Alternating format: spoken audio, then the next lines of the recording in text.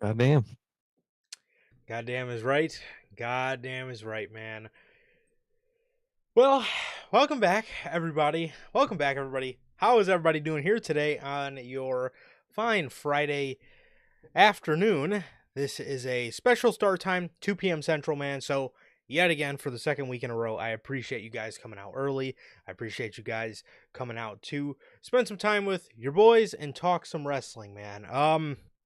So, again, how is everybody doing? And thank you guys, as always, for joining us here today for another edition of the news. If this is your first time watching, and you guys do not know how the show works, every Monday we are on here after Monday Night Raw with NHP Unscripted, and every Friday, normally at 4 p.m. Central, we are on here with the news, man.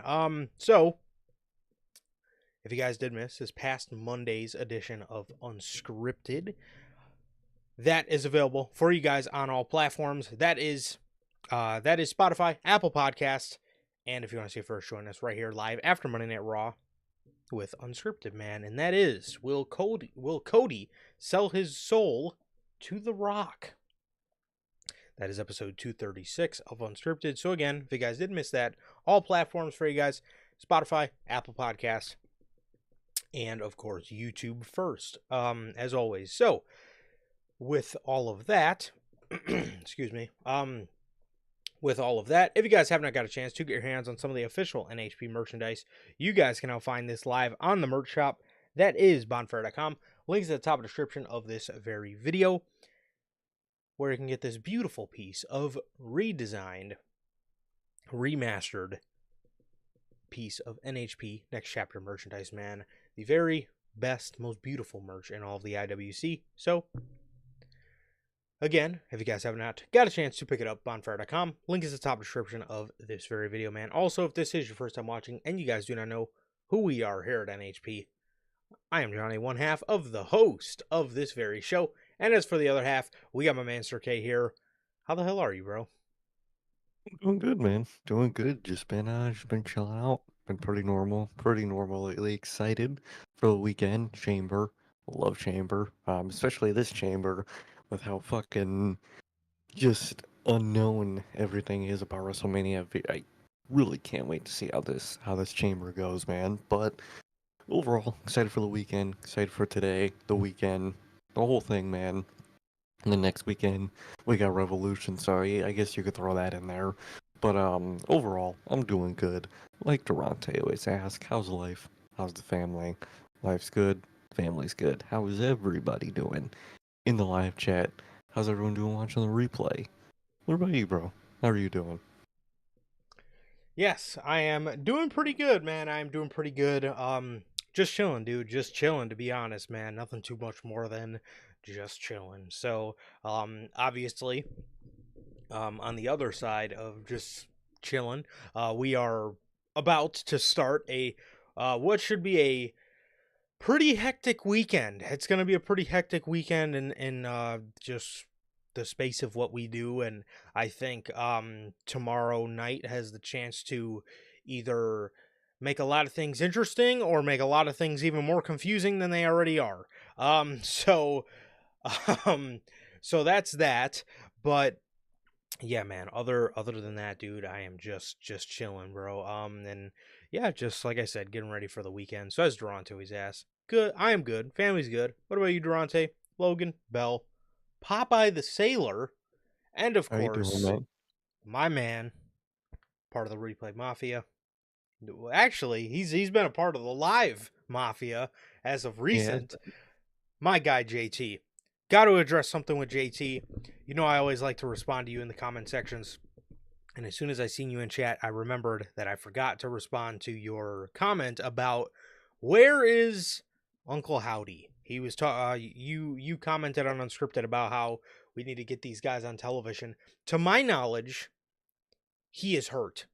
hmm But that's still not an excuse, because you should have established everybody else in the group as legit people, and as tag teams or part of the women's division or whatever the case is. You should have established everybody else in that group.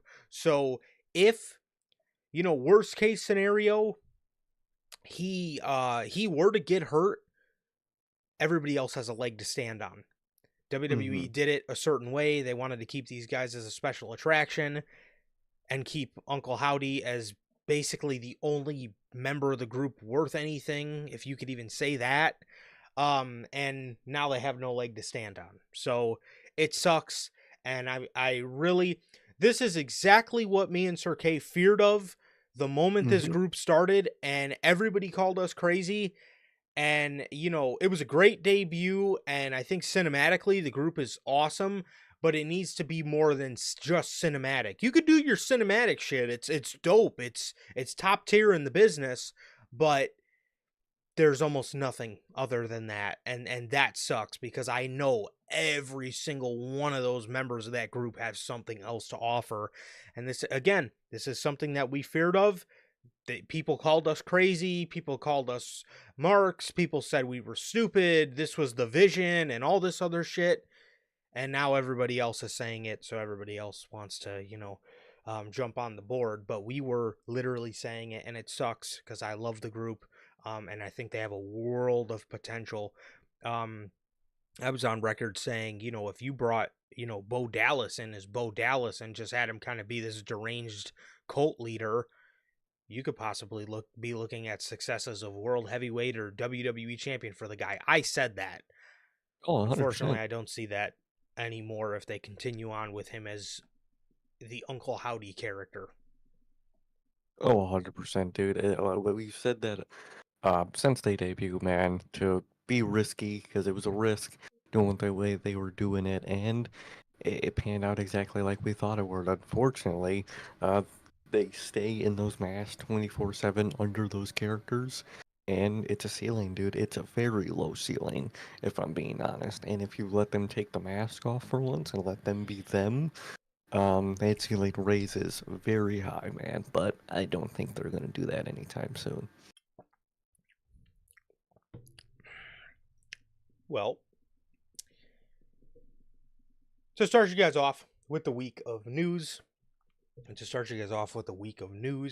um, yeah, that, and see, that's another thing that I don't like about the, before we get on to this Rock stuff, that's Hmm. another thing I don't like about the Wyatt Six. They need to be humanized. Exactly. You can have the aesthetic of them in their, costumes, Yeah. right? It's an entrance aesthetic. I get it. It's a spectacle to see them come out wearing their masks and having their costumes. But again, when they get in the ring, they need to be them, because that's gonna help people connect with them more than what you're doing now. Um, Hmm. and again, like JT says, them keeping his whereabouts dark, it's something that doesn't really humanize the guy. You know what I mean? They're just gone. And it is what it is. But if you were to come out and be like, and have one of the commentators mentioned on an offhand, like, oh, you know, blah blah blah is still here, but Uncle Howdy or Bo Dallas is sidelined with an injury. Makes them look human. I don't like this idea that they're not human or that they're fucking mythical creatures. Um, Exactly. I don't, I don't like that. And as Vince got deeper and deeper with the Fiend, that's what he did with the Fiend. I feel like the Hmm. Fiend was at least a little more humanized in the beginning. You know what I Oh, mean? definitely. He just seemed like the dark side of Funhouse Bray Wyatt. Then again, as we got further and further on with the Fiend, he just kind of became, he couldn't fucking move without the lights going out, and it just became too. He just became too mythical. He was the Mhm. burnt Fiend, but all he had to do was walk through a hallway, and he was normal again. It's just like, what are we doing here, man? So, Yeah, exactly. um, they're unfortunately, dude, they're suffering from a lot of the same problems, and it really, really sucks to see. Being such a big fan of Bray's work, he's one of my favorite professional wrestlers of all time, and he's literally on my Mount Rushmore. Oh, yeah. Which I actually think may have changed. And it hurts my soul. I wish there was five faces on the Mount Rushmore. But um I don't even think they are wrestling on main event, man. I don't think they do. Yeah, No, I think they just completely just cold turkey just took them took 'em off. off you. I So, think so. and which the worst part about that, dude, is they went out on a loss to the Final Testament. They fucking lost, and they've just never been seen since. It is a creative fumble that I don't know how the Triple H did so well with Sanity. He I did. thought I I don't thought get how you messed this up. yes, I thought to myself when they debuted, oh, dude, this is gonna be what Triple H, originally wanted Sanity to be on the main roster, and it has just been completely the opposite of it, and it's just what the fuck, man. I mean, I don't understand. I don't understand. I don't understand how Triple H has been fucking up a lot of shit lately, bro. But the Wyatt Six boggles my mind, especially just using the example of how well he did Sanity. I don't get it. No, I Um, don't understand. but to start you guys off on the regular list of scheduled programming here, The Rock. We're going to start you guys Okay. off with a bunch of news about the most powerful, the final boss, the The fucking final Rock. one. The motherfucking rock. What was the backstage reaction to The Rock coming back? How did everybody feel about this? What is going on backstage in terms of morale in WWE right now? Well, according to The Observer, now again, this I want to specify this is The Observer, but according to The Observer, people backstage in WWE are reportedly unhappy about The Rock's return and how the game plan has completely changed. They go on to say, I know there's definitely people not happy with the way they had a game plan, but the game plan has changed this past week. But it is probably only changing for a couple of people. I guess we will find out Saturday if if they change from Cena versus Cody, and I don't know where The Rock fits in. End quote. Well, I will say W I can understand why they're happy. I don't necessarily think they should be that shocked because, to be fair, this is exactly what they did last year. It's kind of like The Rock is like their emergency go-to, whether you like it or Mhm. not. I mean, we've been on record, multiple times saying that it doesn't need him, but it's something that No, it, WWE feels they they need need. they need to do, which they don't, but it's something they feel that they do, and it's also something it's also a case of, again, if The Rock wants to put himself in there, he's going to put himself in there, no problem, and there's really no matter who likes it or not, there's really nothing they could do about it, I No. mean, he's on the board of directors. I get that story he told on SmackDown about him telling Ari Emanuel, "How crazy is it you own WWE?" And then Ari tells him back, "I don't own WWE. You own WWE." I guarantee you there's a fucking lot of truth to that. Um Oh, like, I think technically, obviously, Ari Emanuel owns it, but he don't want to run the company like that. no, If he has to give that reins to anybody, it's gonna be his buddy, The Rock. Whatever Rock tells him, he said, "Okay, you've been through this. I could trust your opinion on this. We'll go with that."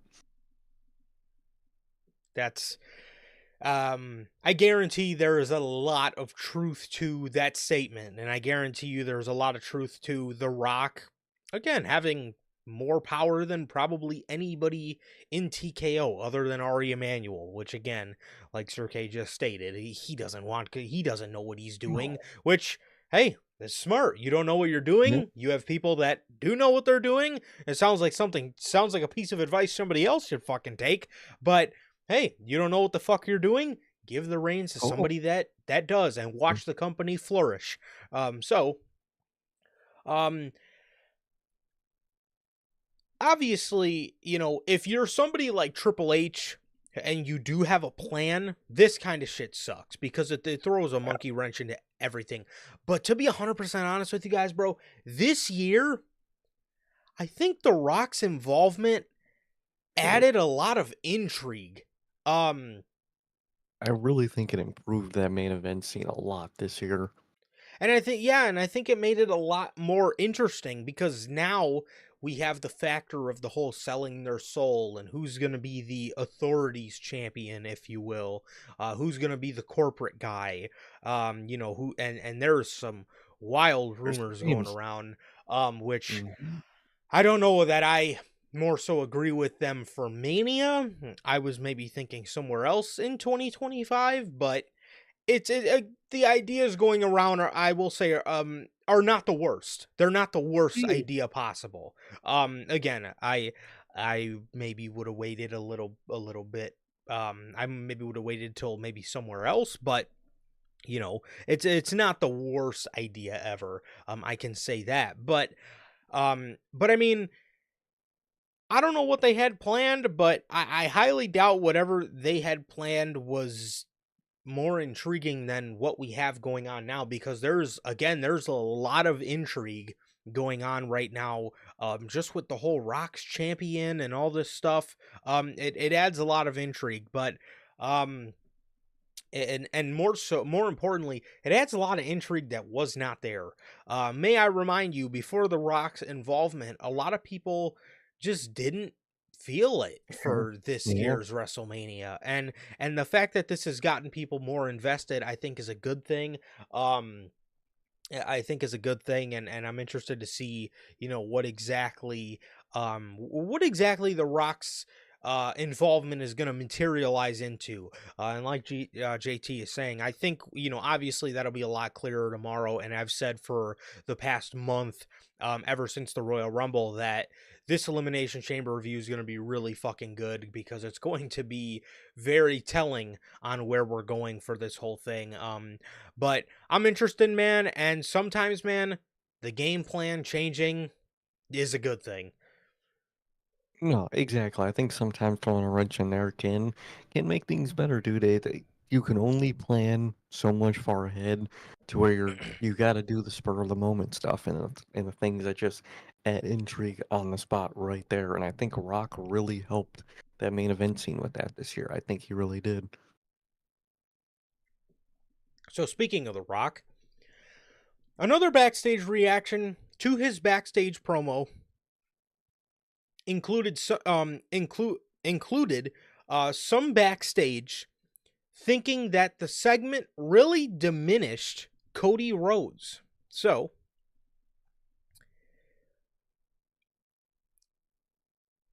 Following the much anticipated Rock return, on Friday Night SmackDown, he announced New Orleans as the host city of WrestleMania 42, and a rambling promo segment with Cody Rhodes. The Rock reportedly swung from heel to babyface, during which he largely emphasized that Cody and his family could have everything they ever wanted if Rhodes became the Rock's champion. Cody noted uh Cody noted he was the people's champion. He seems stunned for most of the segment. The Rock eventually ended by telling Rhodes that he wanted more than he want he revealed by telling Rhodes what he wanted more than anything in the entire world, which was Rhodes' soul. And he gave him to Elimination Chamber to accept his offer.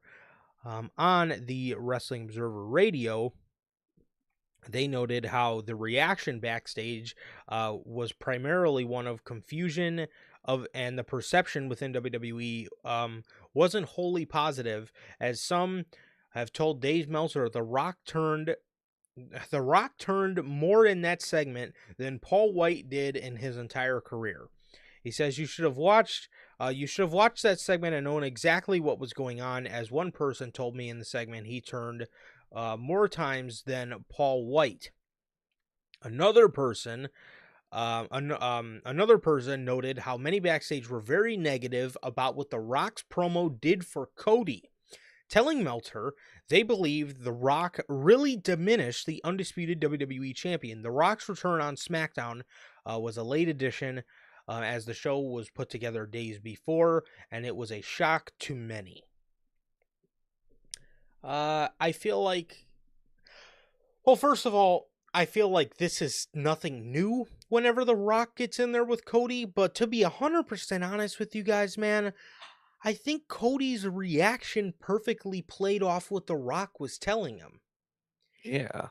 Now again, if you wanted to bring up this argument last year of diminishing Cody Rhodes and just treating him Oh, like a fuck. complete and utter bitch, then you may have had a point. But so honestly, dude, the only thing that was a bit odd to me in this segment where I can look at that and say, okay, I could see how maybe he diminished Cody a little bit there. Why the fuck did you have to grab his face like that's your newborn son?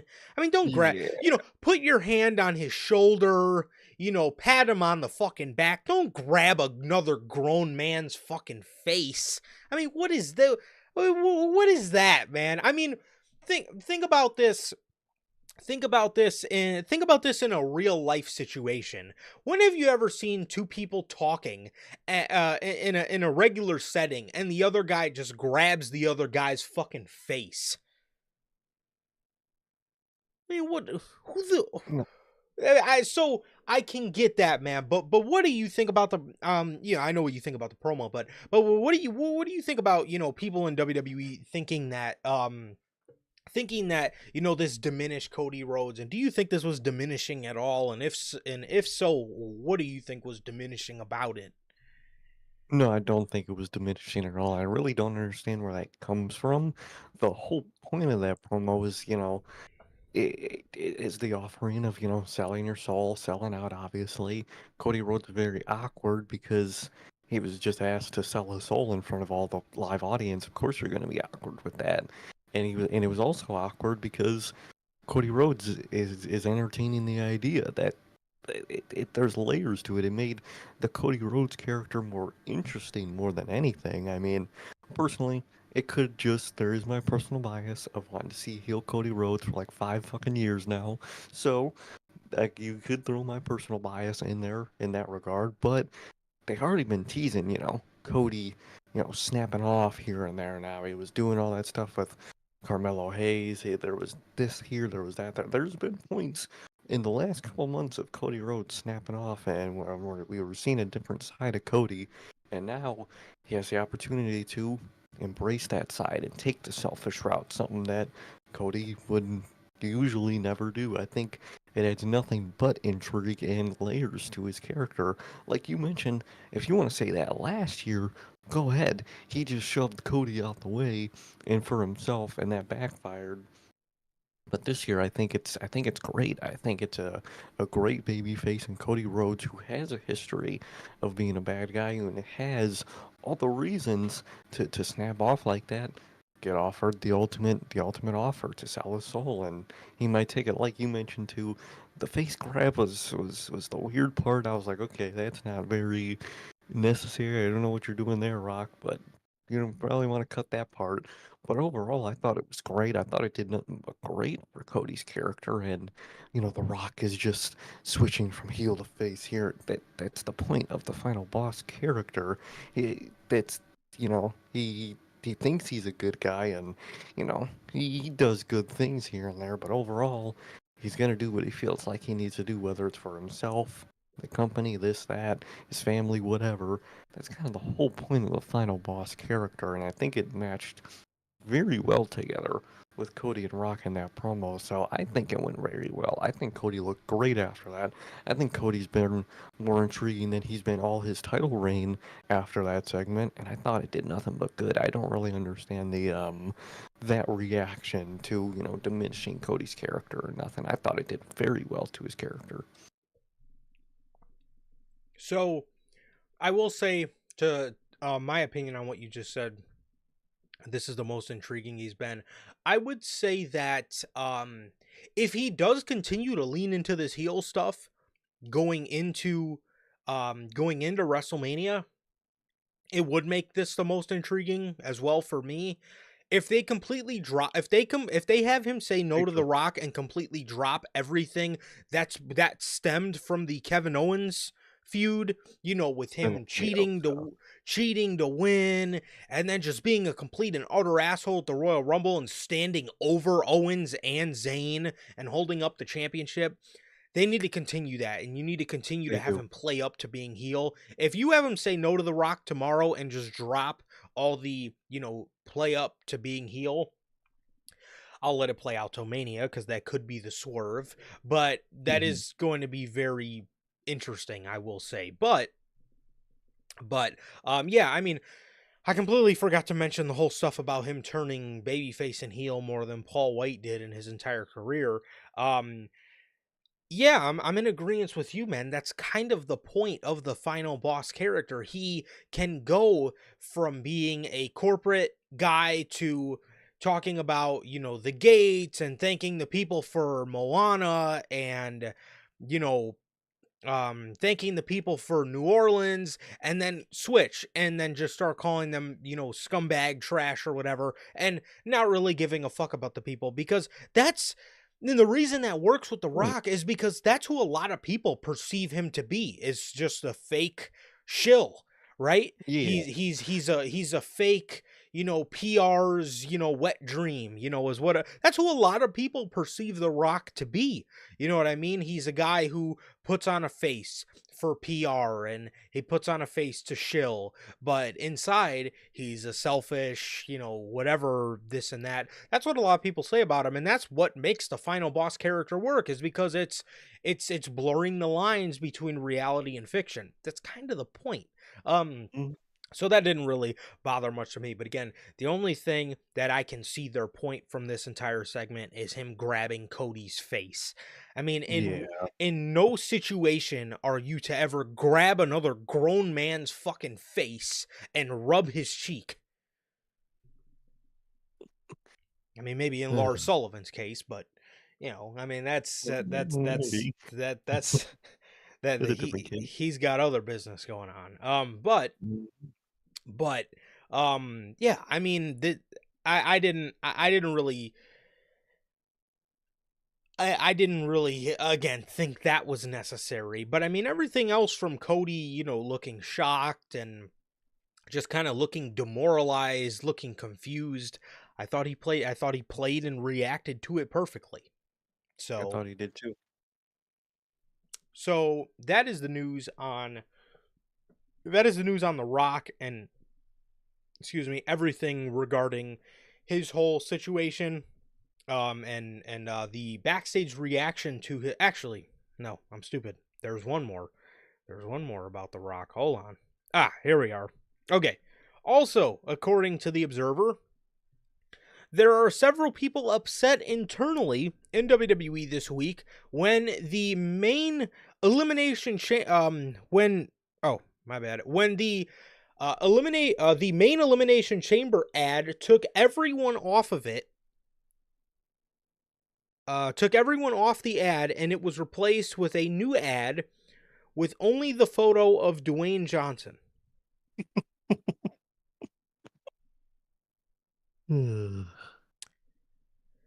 I mean, Well, it's kind of the point. This is literally the whole point to everything. yeah, I mean it. Well, first of all, um, The Rock is, The Rock. well, okay. First and foremost, the picture that's stamped with this article is this picture. I'm going to flash it up because I have it here for the Elimination Chamber predictions. This is the picture they have in this article, and this is not the poster of the show. This is just to Oh, advertise his segment. So I don't really understand that. And to my knowledge, that picture of John Cena, or the poster with John Cena, is still the poster. I did see a poster for the show. It was The Rock. It did have The Rock on the poster, but it also had Travis Scott and John Cena.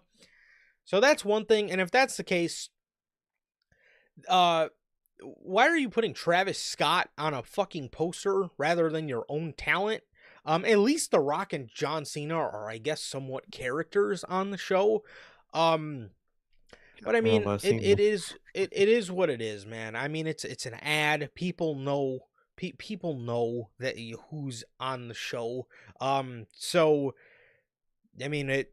I mean, beforehand, John Cena was on the ad, and I guess people people are already saying this retirement tour sucks, as if we're not fucking 2 months out of 12 months into it. And he's got like 30 something more dates, which is basically going to make him a regular going into WrestleMania, but I fucking digress. And yeah, I mean the other one was John Cena, and he's a part-timer too. So I mean, who really cares? I mean, it's a fucking poster.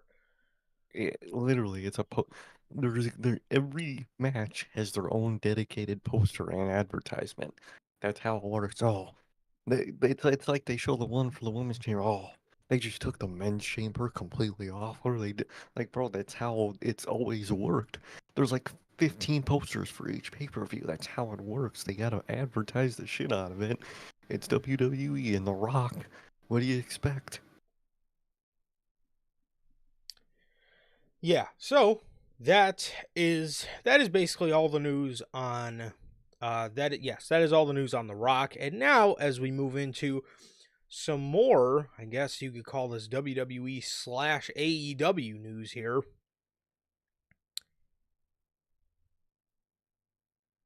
Malachi Black, or as Excalibur says, Malachi back. Go ahead. All right. Well, Malachi Black and his Aleister Black WWE return is imminent.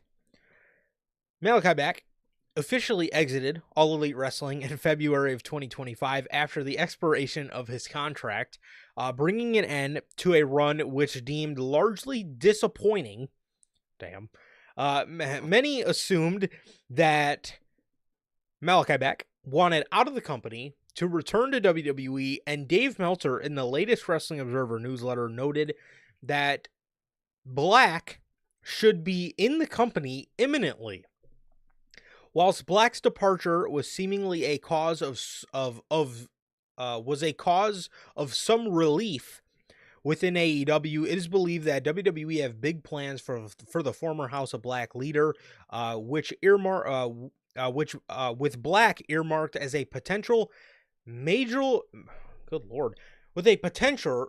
God, okay, I just completely fucked up. Potential and major. Okay. There you go. With a potential major single star in the company. Earmarked as a potential major single star in the company. Black previously wrestled for WWE from 2016 until 2021 under the name Aleister Black, with his greatest success coming in NXT.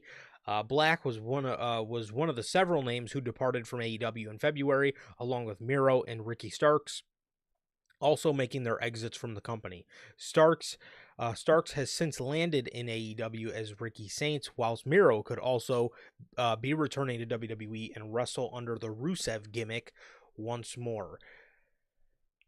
Well, Malachi Black is imminent in WWE. Let's go. I think we all seen this as to coming. Whether they debut him for the whole international tour they have coming up here in whatever it is, March, whether they debut him for those kind of shows, I don't know if I might want to keep him as a post Mania debut, like the Raw after WrestleMania maybe. But again, if WWE does have him, in for something at WrestleMania, they could very well debut him for something at WrestleMania, put him on the SmackDown brand. Maybe he's the one to beat Jimmy Uso for the US title. I don't know what they do.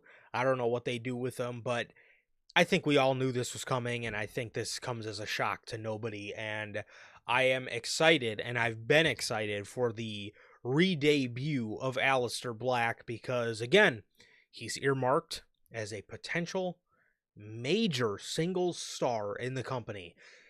Obviously, that was what he was earmarked for in AEW, but if we're speaking between Triple H and Tony Khan, I definitely trust Triple H a lot more, being that he has a rapport with Malachi Black, and he has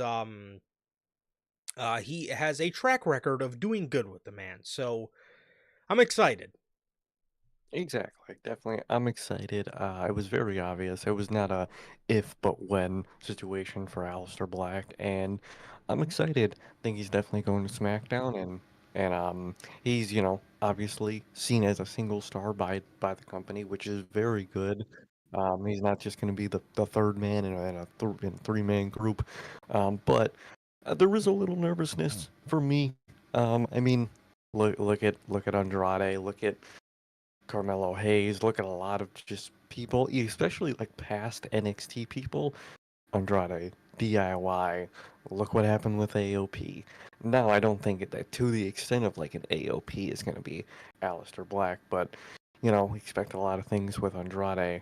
They don't use him a whole lot, and I feel like out of all these past NXT people, Black does have the best chance of being used well by the company, but can't lie, there is a fear that he's just going to be sparingly used.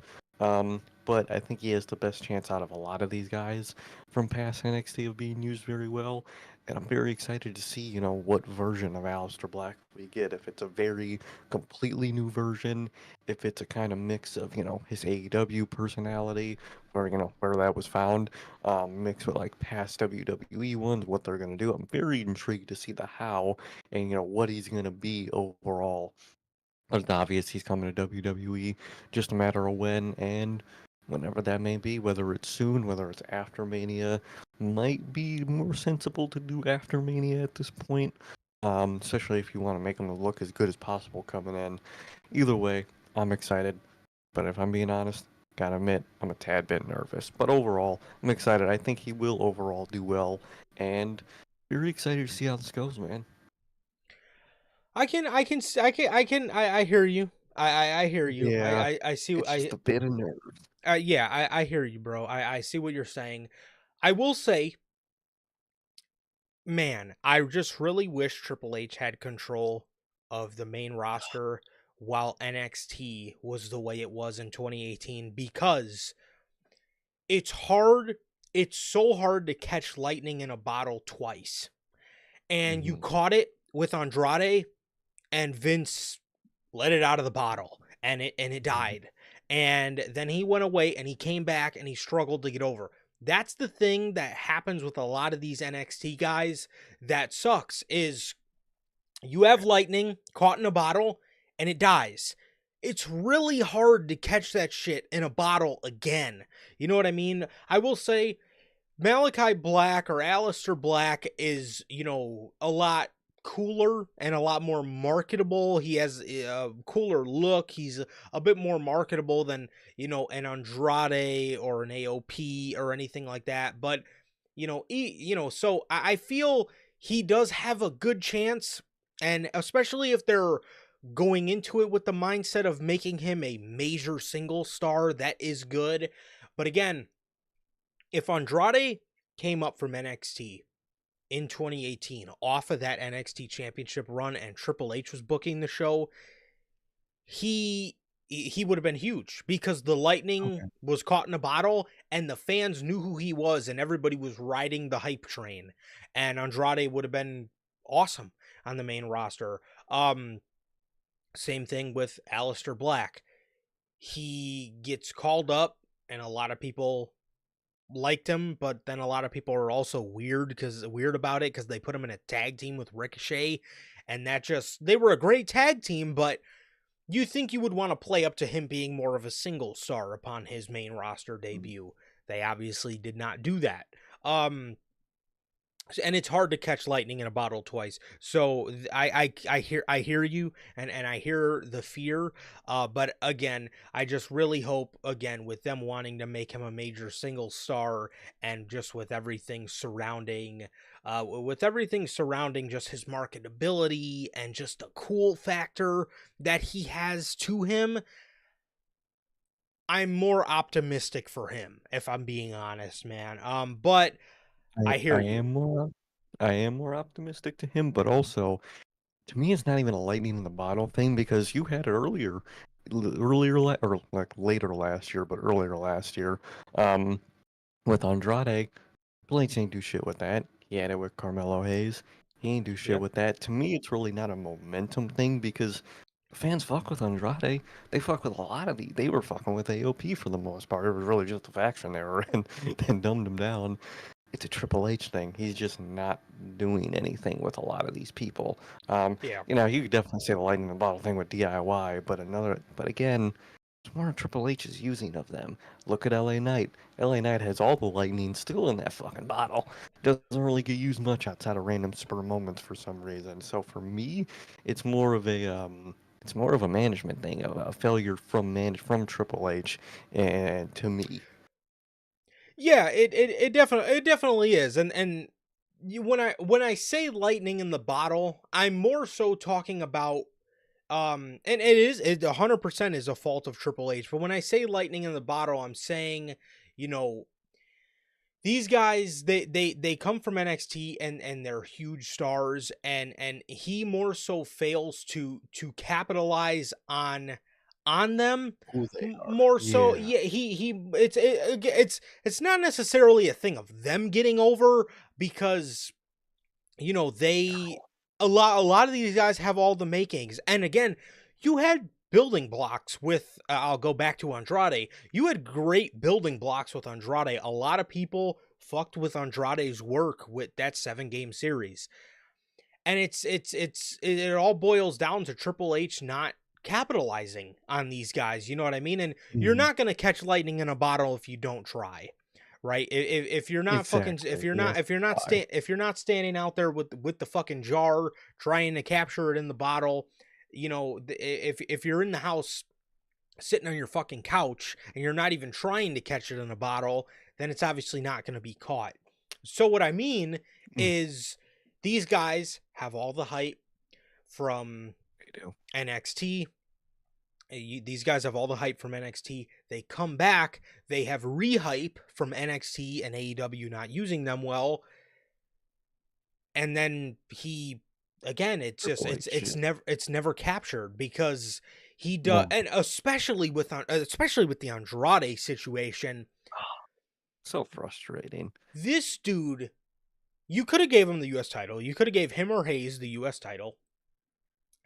You opted to go with a guy where the lightning has just been gone. He's You been opted to gone you for opted to go years. with Nakamura over the two Of guys what? that were busting their ass on the two guys that were busting their fucking ass in that mid card division. And then you also look at other people, right? You look at people like uh oh god, you look at people like Tegan Knox. Never. She was a Triple H, Never used. she was a Triple H favorite, right? He wanted her to win the Mae Young Classic. She may have even won one. I don't even remember, but she she then gets brought back, doesn't do anything. Remember when he brought Emma back? Didn't do anything. Never Gallows and used it. Anderson Mm-hmm. didn't do anything. Karrion Cross, it took him up until now. He came back in 2022.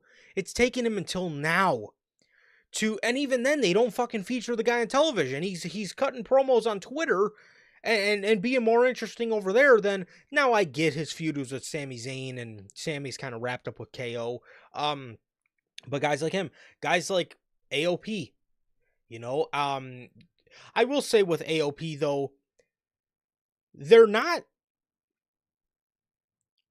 okay, they weren't necessarily a They're very spectacular tag team, but I'll say Triple H didn't go to the lengths that he did in NXT to hide their weaknesses. He didn't help them. exactly. They have strengths and weaknesses, and we only saw the weaknesses because they were a part in a weak ass faction that did not need to exist. It was really one of the dumbest decisions to make the Final Testament I've ever seen, man. But it's just very high risk with Triple H because see sometimes he just doesn't use people for some reason. Sometimes he just opts out to go with someone else, i.e. the Nakamura thing. Like you mentioned, not only is the lightning bit out of the bottle, The bottle has been dusty on a shelf for fucking 5 years now, and that's the one you go with. Triple H can make weird ass decisions sometimes. Yes. Yes, he can. So, yeah, I mean, it is absolutely a thing where you do have to look at Triple H and blame Triple H, because again, the lightning is not being caught in a bottle because nobody's being put in the positions. We hear this story a couple weeks ago. Triple H was almost in tears over the reaction of DIY. That's your fault, bro.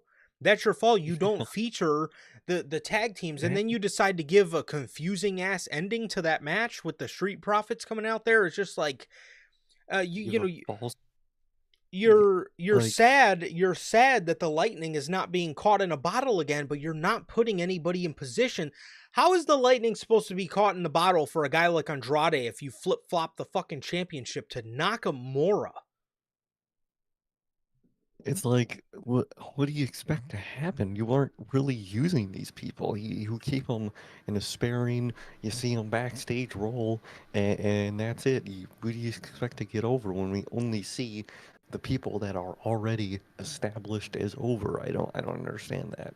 Yes, and Triple H, you know, he does. I understand they're his big stars, but he loves to go back to. He does have a bit of a cookie jar problem, at least with his He does. men's main division, or his main He, event men's division. He has a bit of a cookie jar problem, sort of to how Vince had a cookie jar problem with I mean, everybody has a cookie jar problem, really. But you see it with Tony Khan, with John Moxley, and Tony has a bit of a cookie jar problem with honestly John Moxley's his main one. his Um main cookie. but with Triple H, or with Vince, you had Charlotte, Roman Reigns, and the Usos, and the New Day, right? And Becky. Those are like his cookie jar people. Triple Hmm. H is starting to fall into that same problem with uh you know Roman, Cody, Seth, which those ones are justified, but he also has a fucking problem with pushing Damian Priest down our throat as a main eventer, whilst keeping people like LA Knight, like you mentioned, LA Knight, out of the fence. It's Yeah. frustrating. The lightning is fucking shooting from that bottle like the little fucking science experiment ball, and you sparingly use him.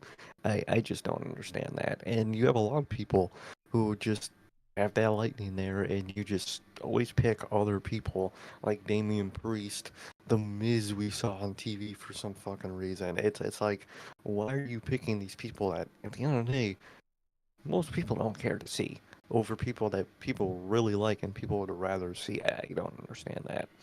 Yeah, and even if there are, 5 or 6 people that care to see The Miz on SmackDown, why are you giving him more of a shot than you're giving Andrade? It's just, we've seen The Miz around for majority of my fucking lifetime. Like, don't you think it would be nice to give somebody else a fucking opportunity? Exactly. Wasn't that the whole point of SmackDown going to 3 hours? Is to give it literally SmackDown is the most time wasting show I've ever seen because you have people that you have 3 hours to spend weekly and we don't see half of them.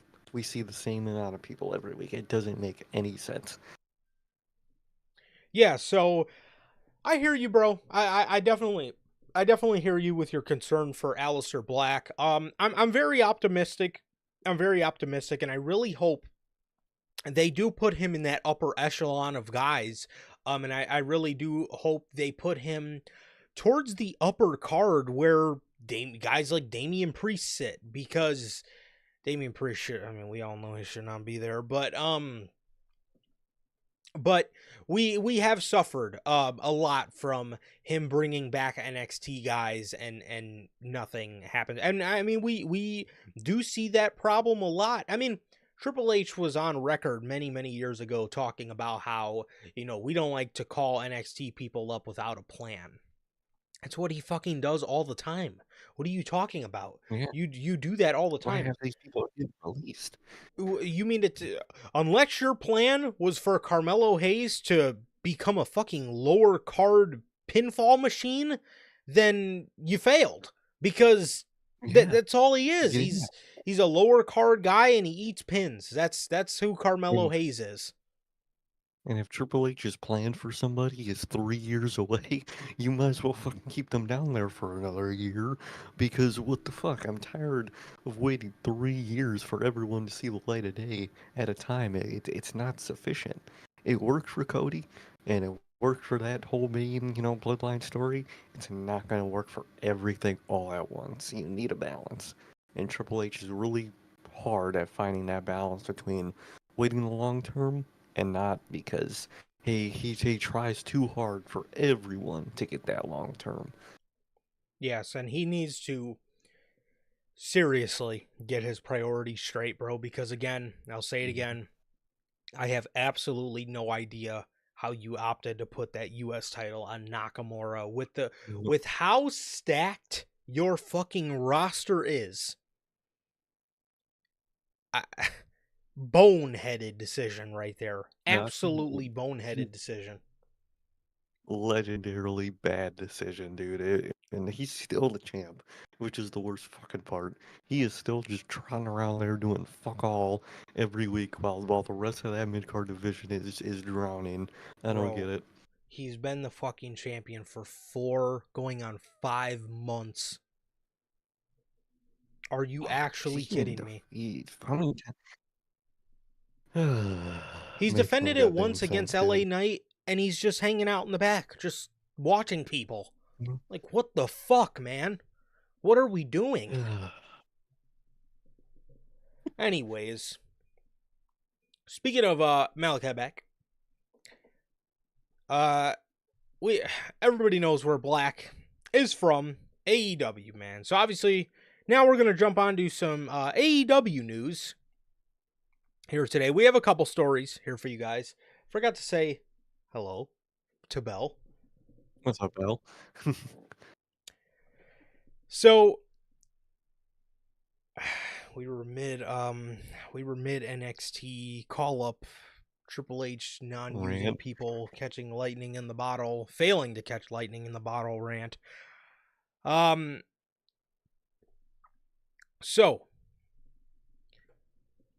Layla Hirsch, this is coming from PW Insider. Layla Hirsch contract with AEW is set to expire on Friday, that being today. Hirsch will not be remaining with the company and will be a free agent immediately after the deal expires. So, Layla Hirsch, as of today, has departed from AEW as she was working the Ring of Honor brand ever since being out of action. And coming back sometime last year. She was out of action for like a year, came back last year, never officially brought her back to AEW television. They brought her back to Ring of Honor, which obviously she was never brought back. If we're just cutting the fat off of that piece of wording, she was never brought back. No. The ROH does not count. Layla Hirsch was used for a little bit in 2021 AEW, and she actually was a decent new Pete. piece of the women's division. Yeah. She was a fresh talent. You know, nobody really knew her. She was basically brought in as an unknown and showed a little bit of promise. Then they just stopped using her. I guess Tony, got tired of using that toy. He wanted a new toy, so he put Layla Hirsch away, never to be seen or heard from again, and just sat collecting dust. And she is gone from AEW. I'm happy for her. Who the fuck wants to work Ring of Honor? Nobody on the planet wants to work Ring of Honor. And being stuck in Ring of Honor is This the is closest a thing you could trap. get. Yes, is the closest thing you could get to career suicide. Again, it's something that absolutely nobody wants to do. So that's that. That's that. And yeah. So Layla Hirsch. Layla Hirsch is gone from AEW, and I wish her the best. Really wish her the best. Hope she can find success in like TNA, all those, places. And Wish her well, man. Of course, AEW didn't end up using her, put her on the shelf like Tony Khan does, and collect us and send her to the pit of ROH. So that's a death wish for anybody, and I'm glad she's getting out of it. For sure. So, hmm, speaking of people um, in AEW, man, or speaking of, I guess, contract situations in AEW, PW Insider.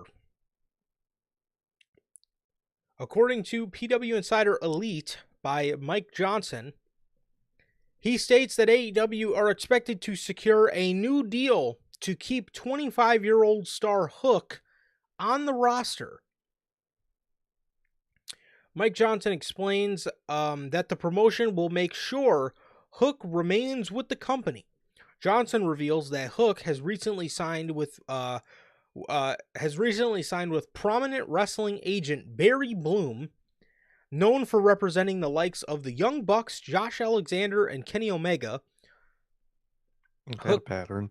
yeah, Hook currently finds himself in a prolonged feud with Christian Cage's Patriarchy stable, where he is aligned with Samoa Joe and Katsuyori Shibata, recently christened themselves the Ops. Hook made his pro wrestling debut in December of 2021 with a singles victory over Fuego del Sol on Rampage.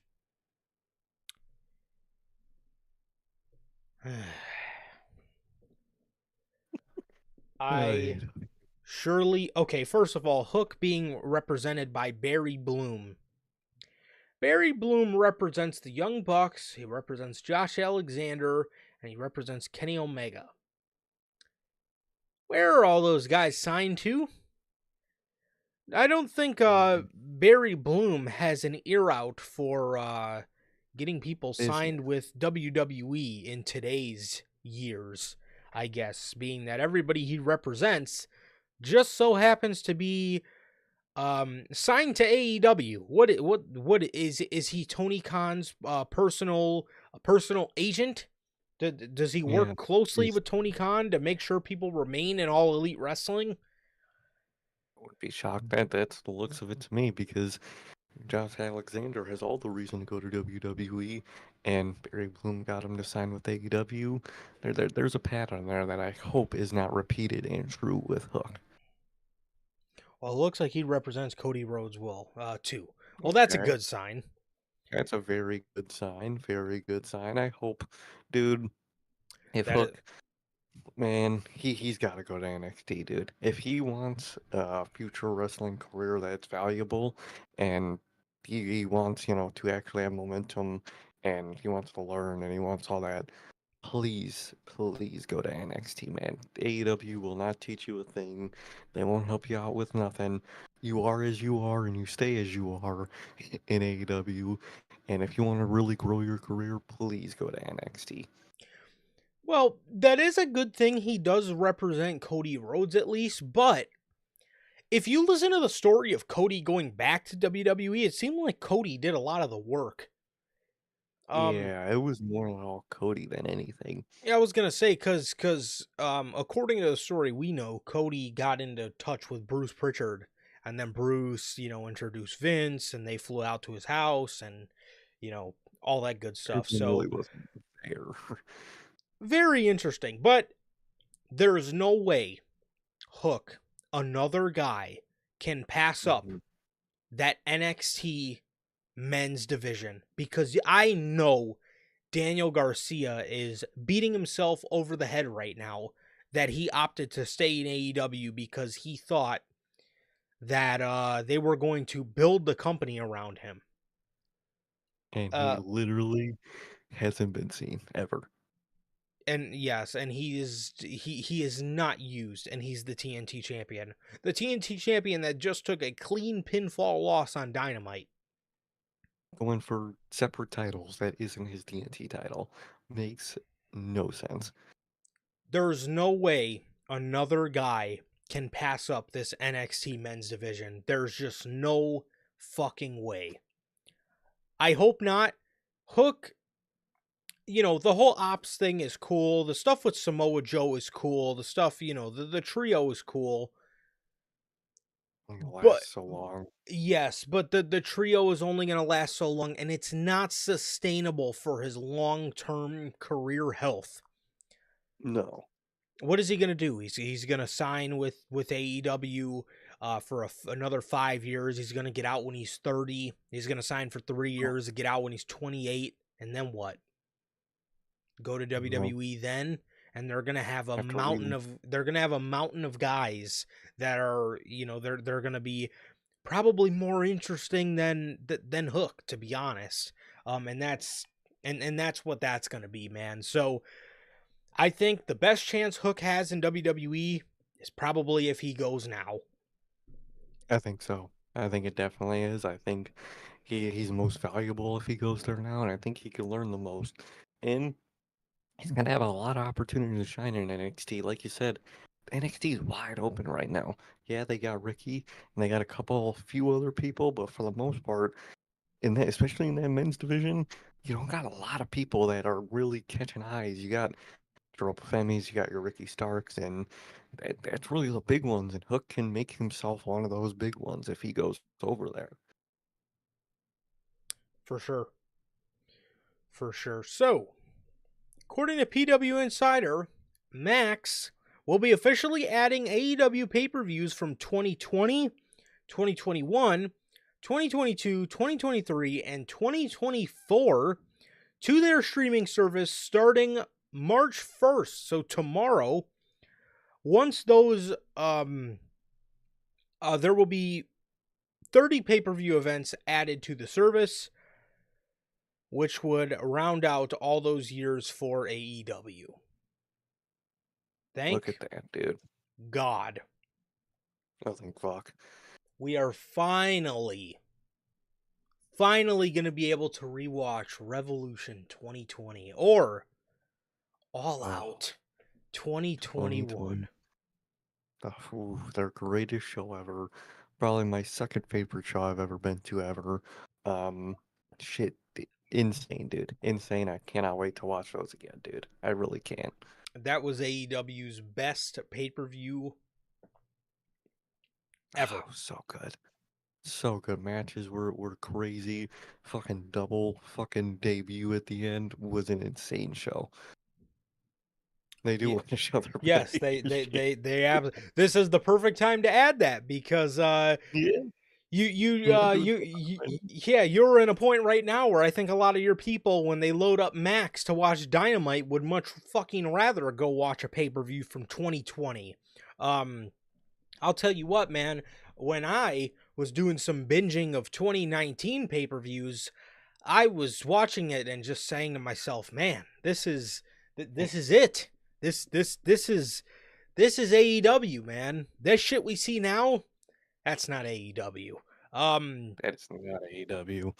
Yeah, it is a shell of its former self. But no, man, I'm glad they're finally adding all this, dude.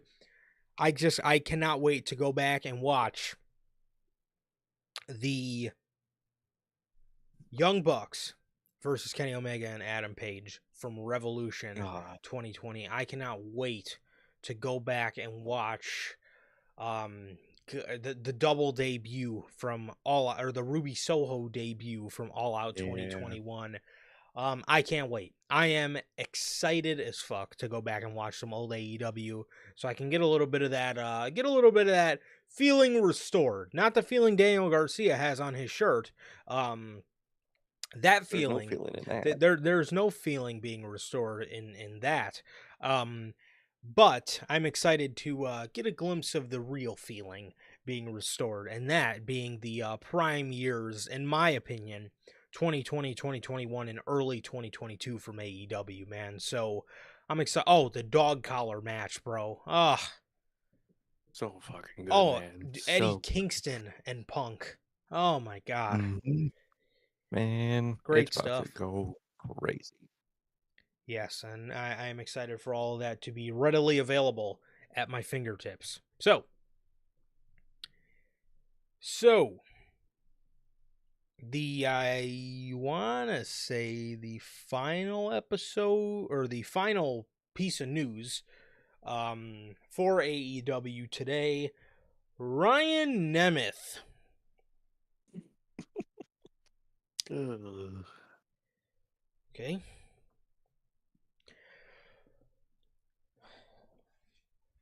Well, Ryan Nemeth files a lawsuit against AEW, Tony Khan, and CM Punk.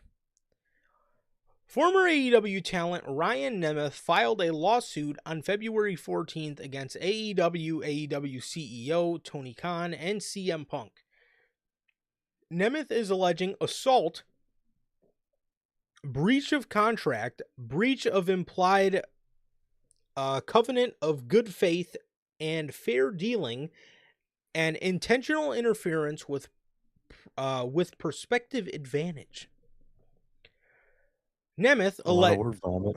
Nemeth alleges in the lawsuit that CM Punk, real name Phil Brooks, undertook a campaign to terrorize and intimidate him, while AEW and Tony Khan did nothing to protect Nemeth or other wrestlers from CM Punk's conduct because of Khan's deep admiration for Brooks. Is he gonna rock with Cody now? Yeah, I would be shocked. Uh, Brooks, being the promotion's most popular star, Nemeth alleged that AEW and Tony Khan never tried, or AEW and Tony Khan have tried to blackball him from pro wrestling. Well, within the lawsuit, Nemeth alleges that CM Punk assaulted and battered Matthew and Nicholas Jackson in early 2023, at which point Tony Khan suspended Punk. Whether this was a separate incident between the Young Bucks and CM Punk or Nemeth forgot when All Out 2022 took place is unknown. Yeah, I thought that was weird because it said early 2023 and that shit happened in late 2023. He honestly probably just mixed up dates. Probably. Nemeth has alleged that Punk made it known while he was suspended that AEW while he was suspended from AEW, he despised Nemeth. With former talent Briley Pierce claiming that Punk disliked him for no reason. On April 16th, 2023, Ryan Nemeth allegedly expressed his concerns about being assaulted by Punk if Phil Brooks returned to AEW. Punk allegedly assaulted Nemeth on June 21st, 2023. Nemeth wrote in the lawsuit, on June 21st, 2023, following Brooks' return to the wrestling circuit, he assaulted Nemeth in the male talent locker room in a menacing manner. Brooks shouted at Nemeth, "Do we have a fucking problem? Do we need to step outside and handle this like men?" Nemeth was concerned by Brooks and did everything he could in order to de-escalate the situation.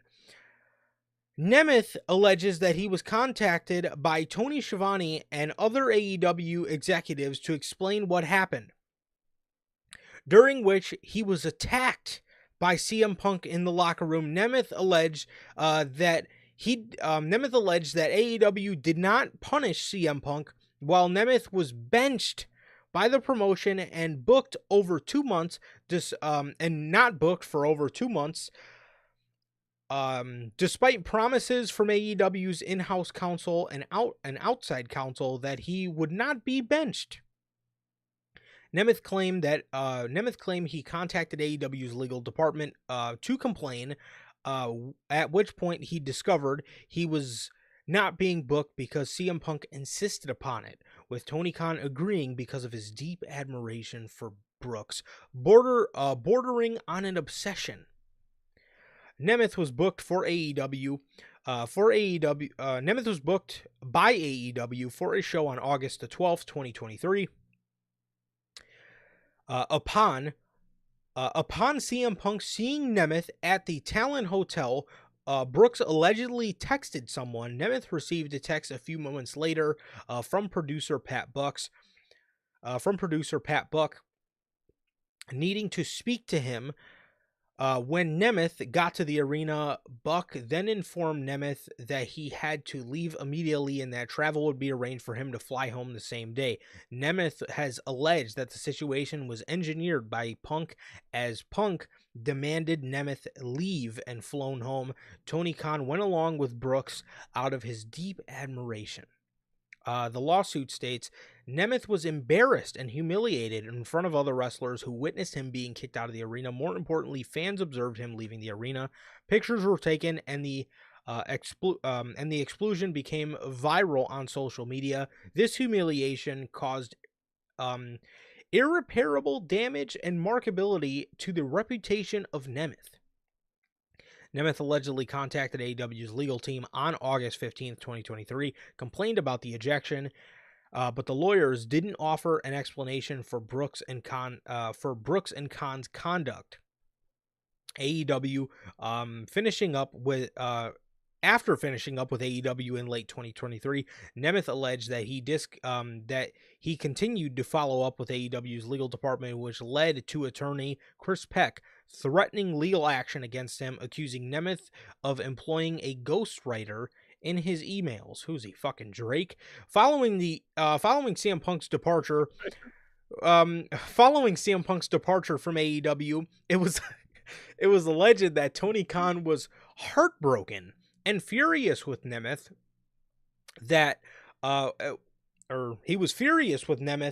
with Ryan alleging that Khan believes Brooks left AEW because of Nemeth. What? The lawsuit further states the defendants have embarked upon a campaign to blackball Nemeth from professional wrestling, specifically stating Khan blames Nemeth for Brooks leaving AEW and has used his significant resources to make sure Nemeth can never make a living in wrestling. As a part of the lawsuit, Nemeth is seeking compensatory damages, punitive damages, and a jury trial. Yikes. Ryan Nemeth previously complained to All Elite Wrestling about alleged abuse he received from Punk, and Nemeth noted in January of 2025 that the issues have yet to be resolved after being cornered and abused in the locker room from Brooks. Okay, a lot to unpack there. Hello, Manager Logan. You are here. How are you doing, my brother? Okay. First of all, okay. Well, a lot of dates, I will say, in this lawsuit are wrong. Obviously, there's a lot of dates and time periods that are wrong here. I don't know if Nemeth just forgot or whatever the case is. This lawsuit to me, this lawsuit to me just sounds completely and utterly stupid, man. He goes on to say CM Punk assaulted him, but then doesn't necessarily explain how he assaulted him. Now again, I mean, I guess you could maybe say this was verbal assault with CM Punk yelling at him, "Do we have a fucking problem?" I honestly think it is complete bullshit. CM Punk didn't like him for no reason. I don't buy that at all.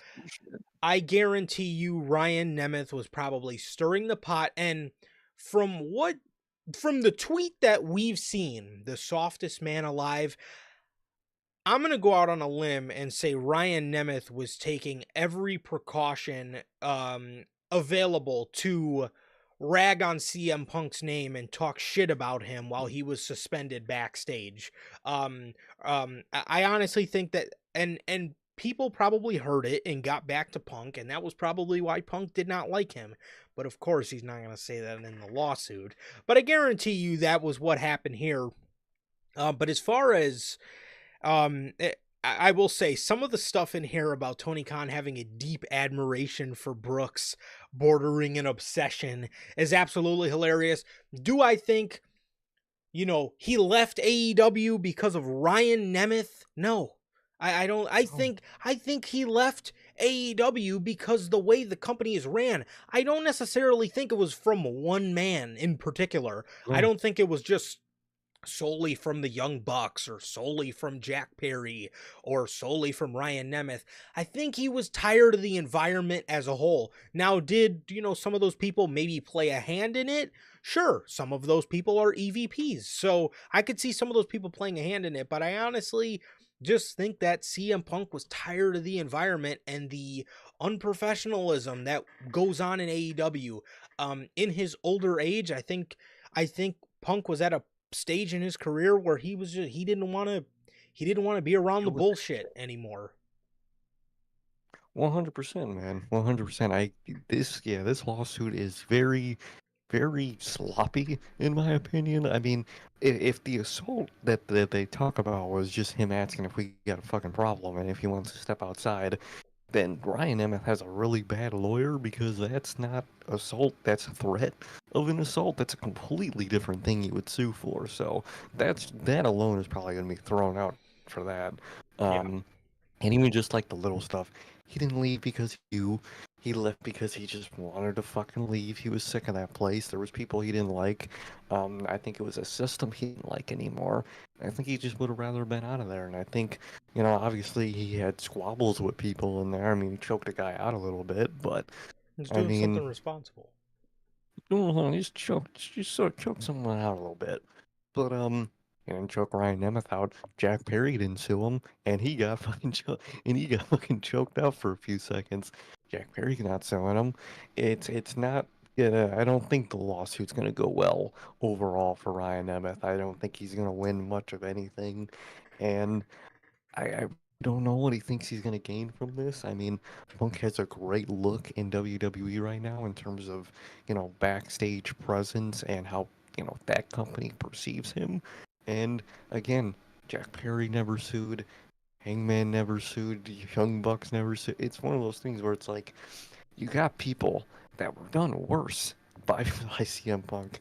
They didn't do anything, but a guy that, you say got bullied a little bit is doing all of this. I don't think it's gonna pan out very well for Ryan Nemeth here. I think this is a very sloppy lawsuit, and I don't think it's gonna go in his favor.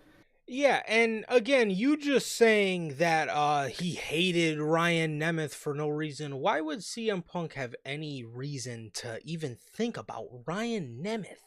And again, Oh, for you to say, well, he just came up to me and I didn't do anything. He came up to me and started yelling at me. I think you're leaving out major parts of the story. And again, if I were to take a guess, being off the tweet that he sent out, literally the softest man alive, again, I can almost guarantee you he was talking shit and he was slandering Punk's name the whole time Punk was suspended from AEW. And again, like I just said, Punk's friends probably heard the shit and it got back to Punk, and Punk was like, what the fuck? And again, walked up to him because we're not in high we got a school, call. and asked the fucking guy if he had a fucking problem. Now, again, could Punk have gone about it in a more responsible way? Absolutely, he Fuck could yeah. have. But that's not how it went down. But for you to sit here and cry wolf, I think is just a little ridiculous to me. Being that he did worse to a lot of people that didn't sue. Now, granted, those people are all under NDAs, but you get the point. Yeah, I don't understand this whatsoever, and I think this is I think, um, you know, I mean, if he were to have a gripe with AEW's legal department after making a complaint, then that's, that is one thing. But again, bro, you reap what you fucking sow. You want to go out there and make dumbass tweets and get yourself involved with something that you had no business getting involved in. Um, that made your bed, bro. Now you got to lay in it. I mean, it's just as simple as that. It's just as simple as that, man. So I honestly have no sympathy for Ryan Nemeth. CM Punk didn't hit him. CM Punk didn't hit him or beat the shit out of him. And for him being blackballed, dude, aren't you in TNA right now with your brother? I mean, what? You're not You're next. blackballed. I'm assuming you're making something of a living with TNA, so I don't understand what the fucking problem is. You're not in AEW anymore. Um, You're not blackballed. Everybody's moved on. It is what it is. So I don't know, man, but yeah. Yeah, it makes no sense to me. I don't understand what he thinks he's going to gain from all this.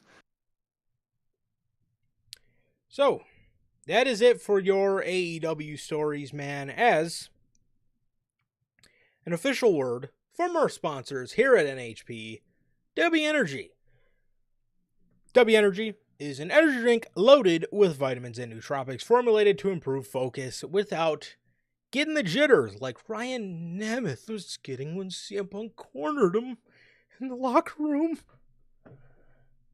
W Energy is a clean energy formula that is sugar free, 0 calorie, free from fillers and artificial colorings with 150 milligrams of caffeine per serving. You can get your W Energy products today with the link below and code NHP at checkout to save yourselves 10% on your next W Energy purchase, man. As always, the official sponsor of us here at NHP.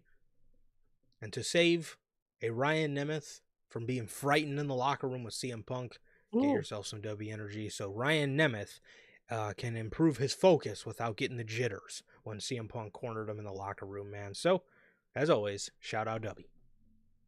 really, shout out Dubby. Whether you need it for a workout, for work, whether you need the focus to think about who might win this elimination chamber and what Mania might be looking like, try Dubby. It'll keep you up. It'll keep you focused. It'll taste good too. Yes, sir. Yes, sir. So, moving on to more WWE news. I guess this one kind of teeters on the hair standing behind AEW's neck. Ray Phoenix. Ray Phoenix, man, we all know Tony Khan is frightened for the day Ray Phoenix loses, or the day he loses Ray Phoenix, which is why he's Mm-hmm. keeping him in purgatory. Well,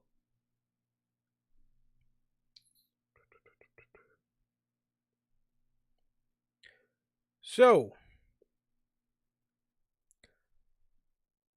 WWE are working on plans for Ray Phoenix. Amidst expectations, he will end up signing with the company. As of last word, Ray Phoenix was contracted under All Elite Wrestling and is signed to the promotion until well into 2025 after AEW added 1 year of injury time to his deal. This came after AEW reportedly discovered that Pentagon and his brother, Ray Phoenix, had been in talks with WWE while under AEW contract. It was reported earlier this month that Ray Phoenix and AEW were in negotiations over his release, but it is unknown if Phoenix was ever let go by the promotion. AEW released other talents not being used in Miro and Ricky Starks in February, while Malachi Black's contract had expired in that month. Although Ray Phoenix may still be signed to All Elite Wrestling, WWE's preparation for Phoenix coming in are underway, and the company are making plans for the former AEW International Champion, according to Dave Meltzer in the Wrestling Observer newsletter. The nature of WWE's plans for Phoenix are unknown, but he may end up being paired with his brother Penta to reform the Lucha Bros. Obviously, that is a great idea, Mm-hmm. man. What would you like to see them do with Ray Phoenix? And obviously, this comes as no shock. I mean, Ray Phoenix has been in WWE's plans since fucking the summer. When they originally found out Penta was going to be up in the fall. So they've been making plans for him ever since, man. But what do you envision them doing for Ray Phoenix, man, and what would you do with Ray upon an AEW or upon an AEW departure? Very, very intriguing to see what they might do with them. I'm very well not sure what I would do with them. Is I would do what you're doing with Penta and put him as a single star in a separate brand from Penta, so SmackDown brand, and I'd let those two be separate singles guys for a little bit. Um, and let Phoenix shine same way you're letting Penta shine. I think it could very well benefit in your favor. I think people will really like that. And when those two eventually make it back to each other, they're going to have all the momentum and all just the intrigue in the world. So personally, I would sorry Phoenix out as, his own singles guy on a separate brand. Let him do his thing while Penta's doing his thing, and then eventually they meet back up together and reform the Lucha Bros.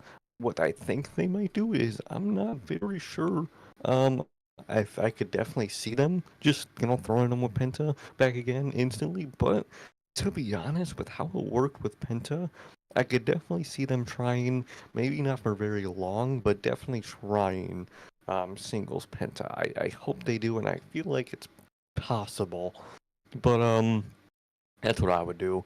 What about you, man? What do you think they would do, and what would you do with Ray Phoenix?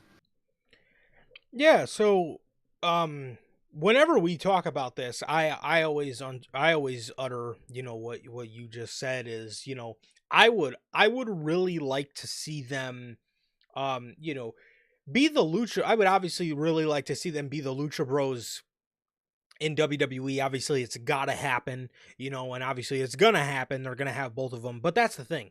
It's going to happen. We know it's going to happen. So Mhm. why not in the beginning of their runs in WWE, why not put Ray Phoenix on the other brand and have him show off what he can do as a singles guy? Again, the same way you're doing for Pentagon right now. You have Pentagon in the singles mid card division, and he's great in that division, and he's doing his thing, and he's getting his shine, and he's he's doing great. Ray Phoenix is very good, and Ray Phoenix is ridiculously impressive between those ropes, and I think you would be and I think you would be missing out on a lot of money if you did not, explore what you can do with him as a singles. And again, we all know the Lucha Bros is gonna happen. Yeah, obviously that's a foregone conclusion. It's we're getting it in WWE. But um, you know, why not for the first couple months or for the first, year of Phoenix being in WWE, or at least the first 6 9 months, why not try him out as a singles and see how it works? If it falls flat on his face, then you put the Lucha Bros together, and if it doesn't, then have him explore being a singles, like again the same way Pentagon is. So that's what I would do. That's what I would do, man. Not only does SmackDown need, and I think they could use a Mhm. nice, exciting mid Carter like Ray Phoenix. I think it would be great for the brand, and yeah, I like I said, I overall think it would be good to at least explore that option. So yeah, that's how Most I would do definitely. it. But WWE having plans for him, it doesn't come as a shock at all. They've been having plans for both of these guys to come in since last summer. I believe they were supposed to be in the Motor City Machine Gun spot on I think they SmackDown. were. I think So they most definitely were. for sure. So yeah, that is the news on Ray Phoenix coming in. Um, or WWE having plans for Ray Phoenix. Speaking of the show that I suggested putting him on, SmackDown. According to Okay. WrestleVotes, yeah. According to WrestleVotes on the Backstage Pass, several within WWE strongly dislike the 3 hour format of SmackDown. These sources feel the quality of the show has dipped in the last 2 months. Really? No way. Uh, that's very interesting because what was on SmackDown 2 months ago? The OG Bloodline versus the Bloodline.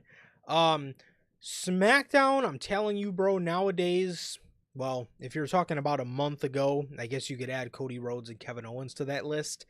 SmackDown today is the Jacob Fatu show. He Oh, it's all is people care about. That's literally all people fucking care about. Um, yeah, I mean, it is even an act like Tiffany Stratton, it really Just it really doubles down on the fact that she almost needs to beat Charlotte Flair because the reign has just been kind of nothing so far. And I know we're only, what, two months in, but I I would have hoped she would have been doing something more. Or at least feuding with somebody, um feuding with better people than Nia Jax and Charlotte Flair. I don't know. It's off to an interesting start, and I want to see her tear it up the same way she was tearing it up in NXT. And I don't fucking Hmm. understand it because, you know, when she was in NXT, the NXT women's division was stacked. She's on the main roster. The main roster is a lot of good women, bro. You have no excuse. You have no fucking excuse. Oh, And you're feuding her with Nia Jax, and then you're going to be feuding her with Charlotte Flair. I just really hope the Charlotte Flair match is great. And I hope Tiffany beats her, man, because there's just no interest to see Charlotte Flair on top again, man. And I really hope they let oh, Tiffany do her thing over the summer and feud with new people from NXT and I really hope they let her do her thing, and I really hope they don't end this short to a give Charlotte Flair the 22nd world title reign that she's going to have. So, yeah. no, most definitely. I think there's a lot of problems with the current version of SmackDown. You have all the time and you're just not using it correctly. You're barely using people that should be used on your show. You're using the same couple people in the same way every week. It's just a very sloppy and long show that has the time that you don't properly spend. It's very frustrating. And I definitely agree with all the people's frustrations. I think it's not treated well. You have a lot of people that you aren't using. A lot of people you're using weirdly in roles that they shouldn't be in, and then you got people who should have a role that they don't have. It's very confusing and just very messy. And for 3 hours, they do not use those 3 hours properly. They barely even feels like a 2 hour show half the time. It's not used properly at all. Yeah, and what the fuck ever happened to the mass call-ups to fill in the gaps? What the fuck ever Uh, happened to that? You know what I mean? I mean, Literally. this show could you putting Braun Strowman and Damian Priest for Monday Night Raw on SmackDown is not in 1,001 years going to fix your problems. And again, I'm not saying that some of the NXT call-ups necessarily would either, but it would make it a lot better. And I'll tell you what, Mhm. Trick Williams is a lot more interesting to me than Damian Priest and Braun Strowman. And again, Oh, 1,000 times. that's not to say Trick is, the most fantastic wrestler in the world, or at least Ethan fucking Page. I mean, something interesting, man. But that's what they did. They flipped over Braun and Damian Priest from SmackDown, or from Raw to SmackDown. What fucking difference is that supposed to make? And what is that? Fucking moved no people to SmackDown that were really much of any value. I Did thought not we were make trying sense. to make the show more interesting. It seems like you're I trying to don't kill it with those two additions. I'm telling you. I don't know, man. The 3 hour formula sucks, and I really hope it goes away, man. Unless they are fucking planning on scooping up half this AEW roster, then there is no point to this 3 hour SmackDown formula. Um, and which again, you can't tell me you can't do it because Triple H actually a lot of weeks made a 3 hour Raw really fucking good, Yeah, and that's real. you're not putting anybody in positions to make this show better. You're not, other No, than you're Jacob not. Fatu. Literally. Well, there could be two additions to make this show at least a little bit better. One of them, according to Russell Votes, the return of Jade Cargill is imminent, and it could come as early as today's SmackDown. Cargill has been cleared and is expected to show up and find out who her attacker is from months back. Cargill is slated to be a part of WrestleMania. Mm. If Bianca does win the chamber, what are the odds We get the WWE does a triple threat? Not with Io Sky, but with Jade Cargill to kind of hide her flaws.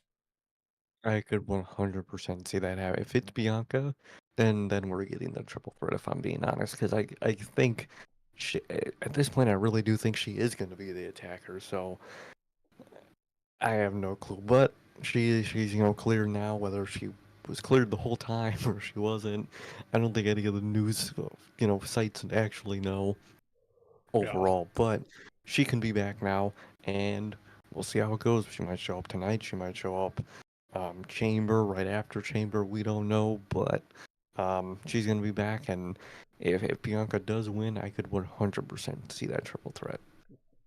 Yeah, for sure. The only thing with me though, the only thing that would at least like to make myself think that they wouldn't do some shit like that is right there. I mean, you're sabotaging something that I feel WWE is just foaming at the mouth to do, which is the one-on-one match.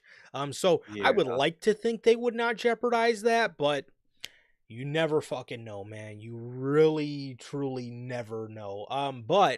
No. And again, I understand Bianca maybe not did it maybe didn't do it physically. If you want to turn Bianca Belair into a heel, I would absolutely have her have orchestrated that attack because um Bianca as a heel and Rhea as a babyface, I mean that's just that's money just right there. that's just printing money right there. I mean that is just that is that is Rock and Austin for your current day women's division. It is. Oh fuck yeah! So yeah, but it looks like Jade Cargill will be back, and I'm interested to see how she will be used and how they have her go about finding her attacker. Very interested.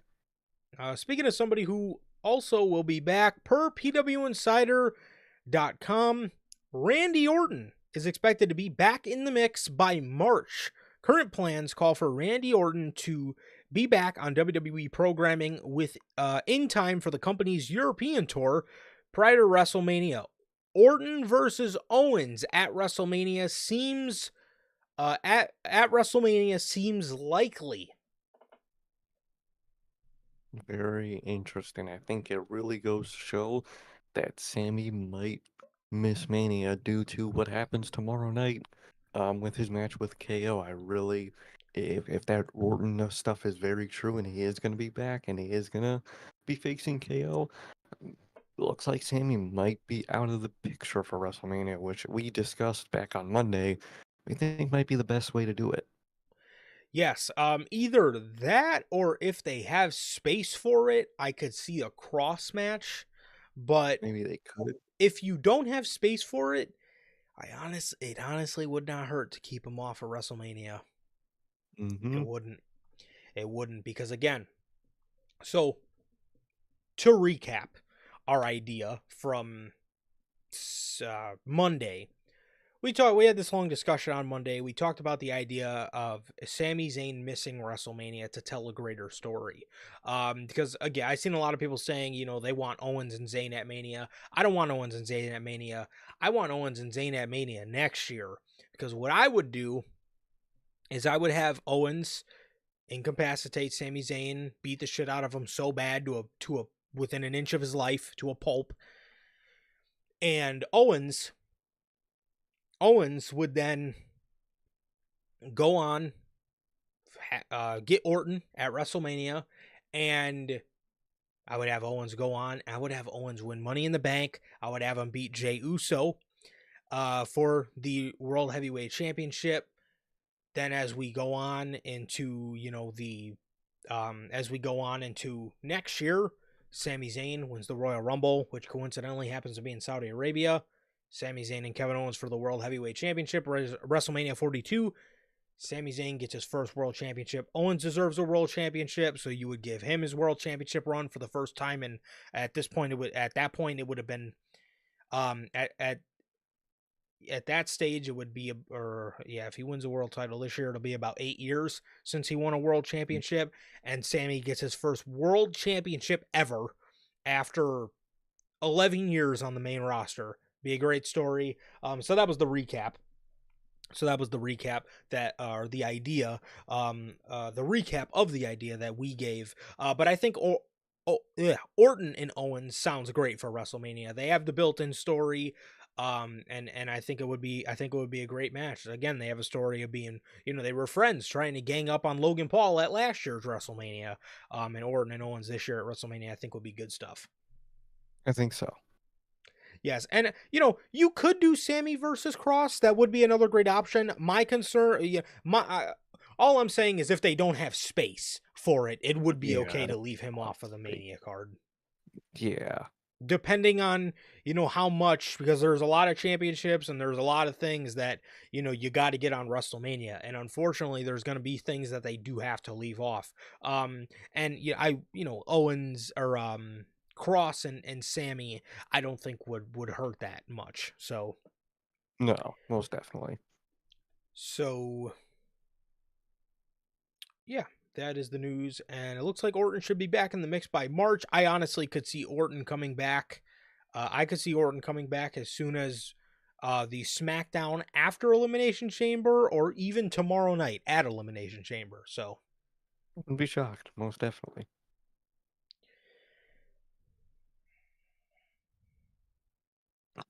So,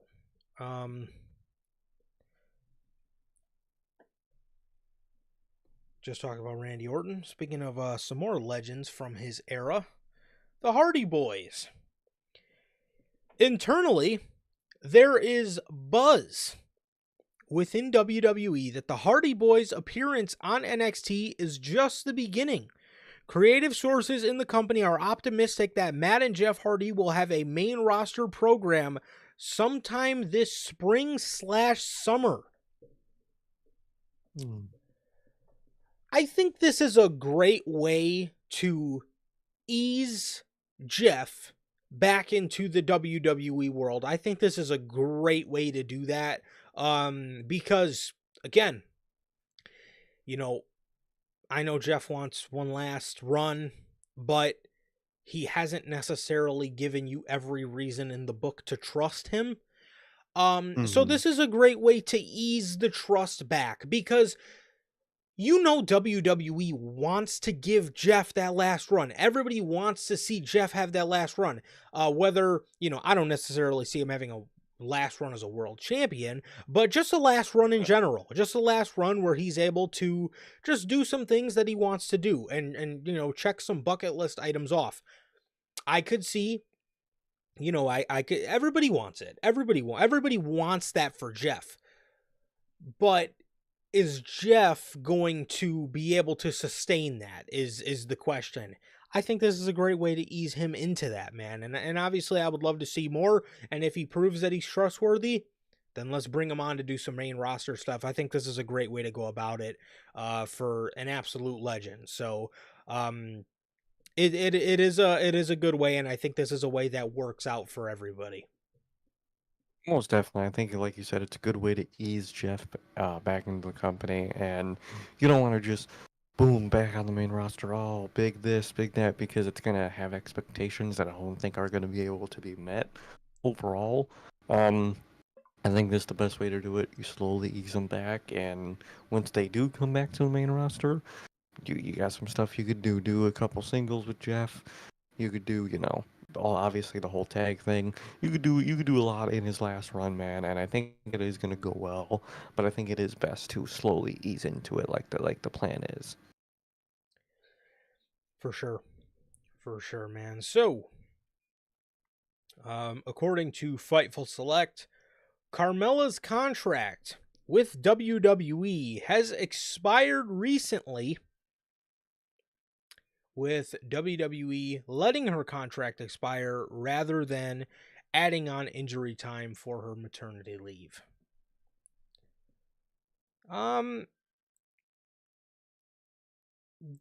This is interesting. I'm interested to see if there was any sort of, I guess, bad blood behind this, because Carmella posted a video saying something about, she'll be able to speak on the situation soon.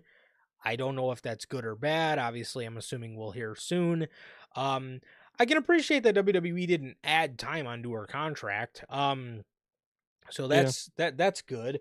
But hopefully this is what she wanted, and hopefully that is the situation. But if not, I'm interested to see What went wrong here, if there was any wrongdoing here? Or, like I said, this could just be a case of, Carmella, wanting to go or whatever the case is. It's gonna be interesting to see, man. But I wish her the best. I wish her the best for sure.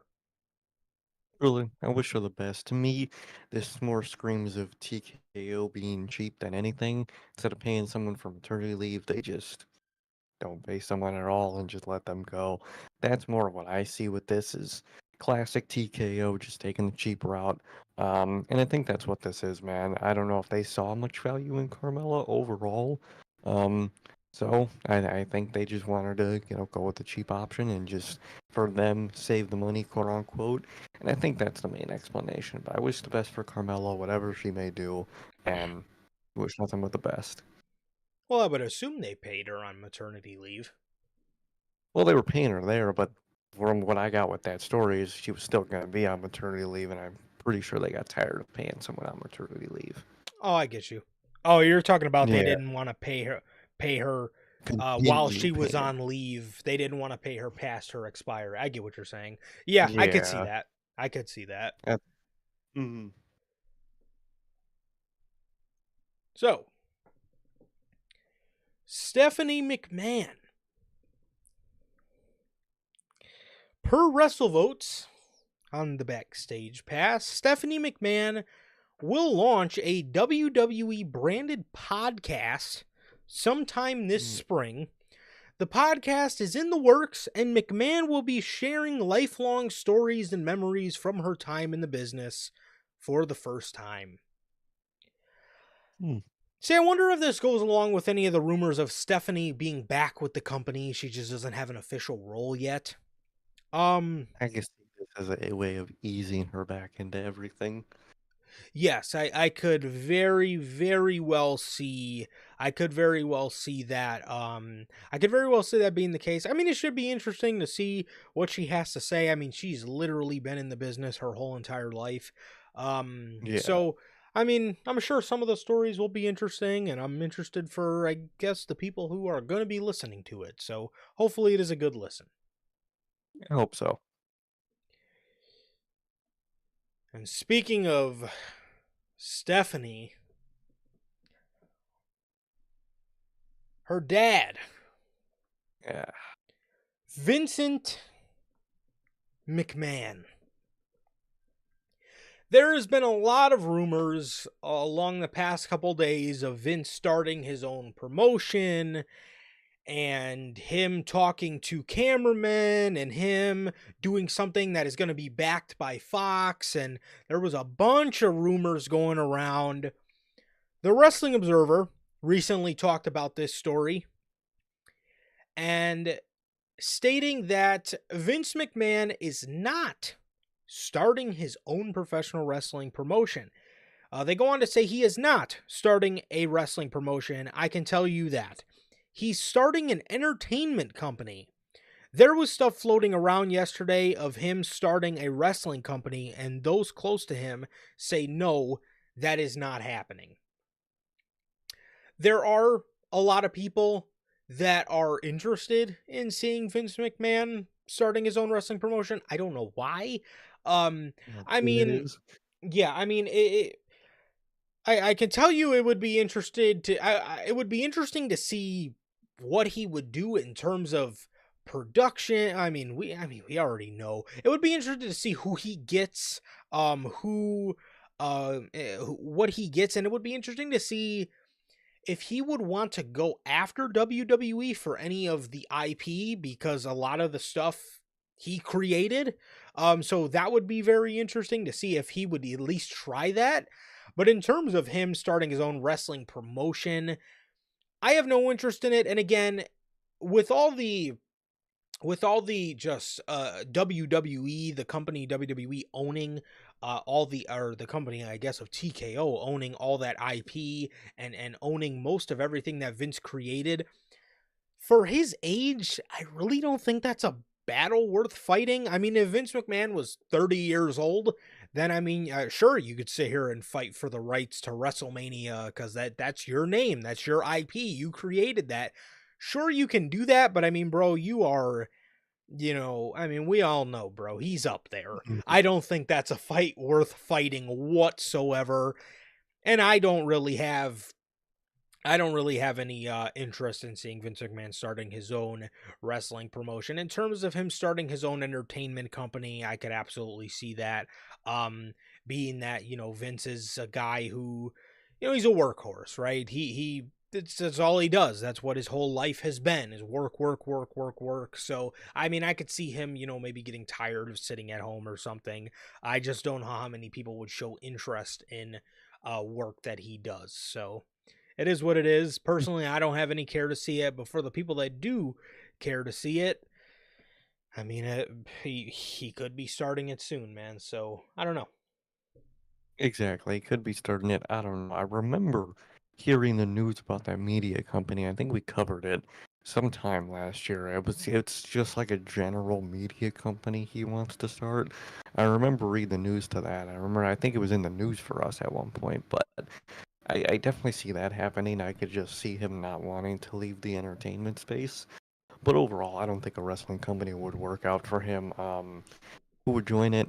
I mean, Taker and Hulk Hogan probably, and they can't wrestle at this point, so I don't know why you would start a company where no one in the business really likes you or respects you or want to work under you.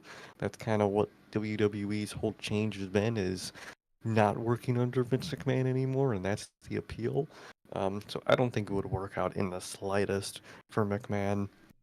And I do think he is going to start that media company that was in the news before, and I could definitely see that trying to come into fruition. But again, would really want to work under a media company behind Vince McMahon. I don't think it would pan out too well. Yeah. I think he should take his money and go home. I think that's the safest bet for him, and I overall think that's what it's going to end up being. I think he's going to buy something at some point. I don't Mhm. think it's going to work out, and I think he just should take his money and go home. You would think, bro.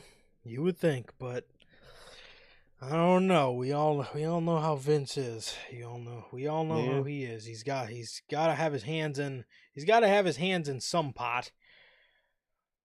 So so, um, moving over to WWE, I guess, regarding business. Now, we talked a little bit about this last week, and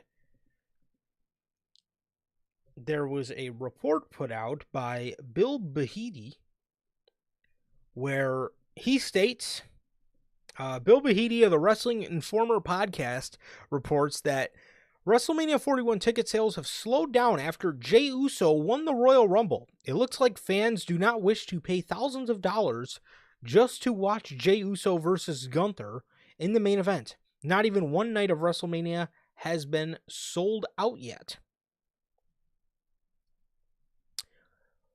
Man, we talked about this shit last week, bro. I don't know why people continue to fucking throw Jey Uso's name in there as if he is the sole reason why WrestleMania tickets aren't completely sold out, as if WWE is just being completely fucking tone deaf. I don't know if it's WWE necessarily or the people reporting this shit or the people feeding the reporters this shit.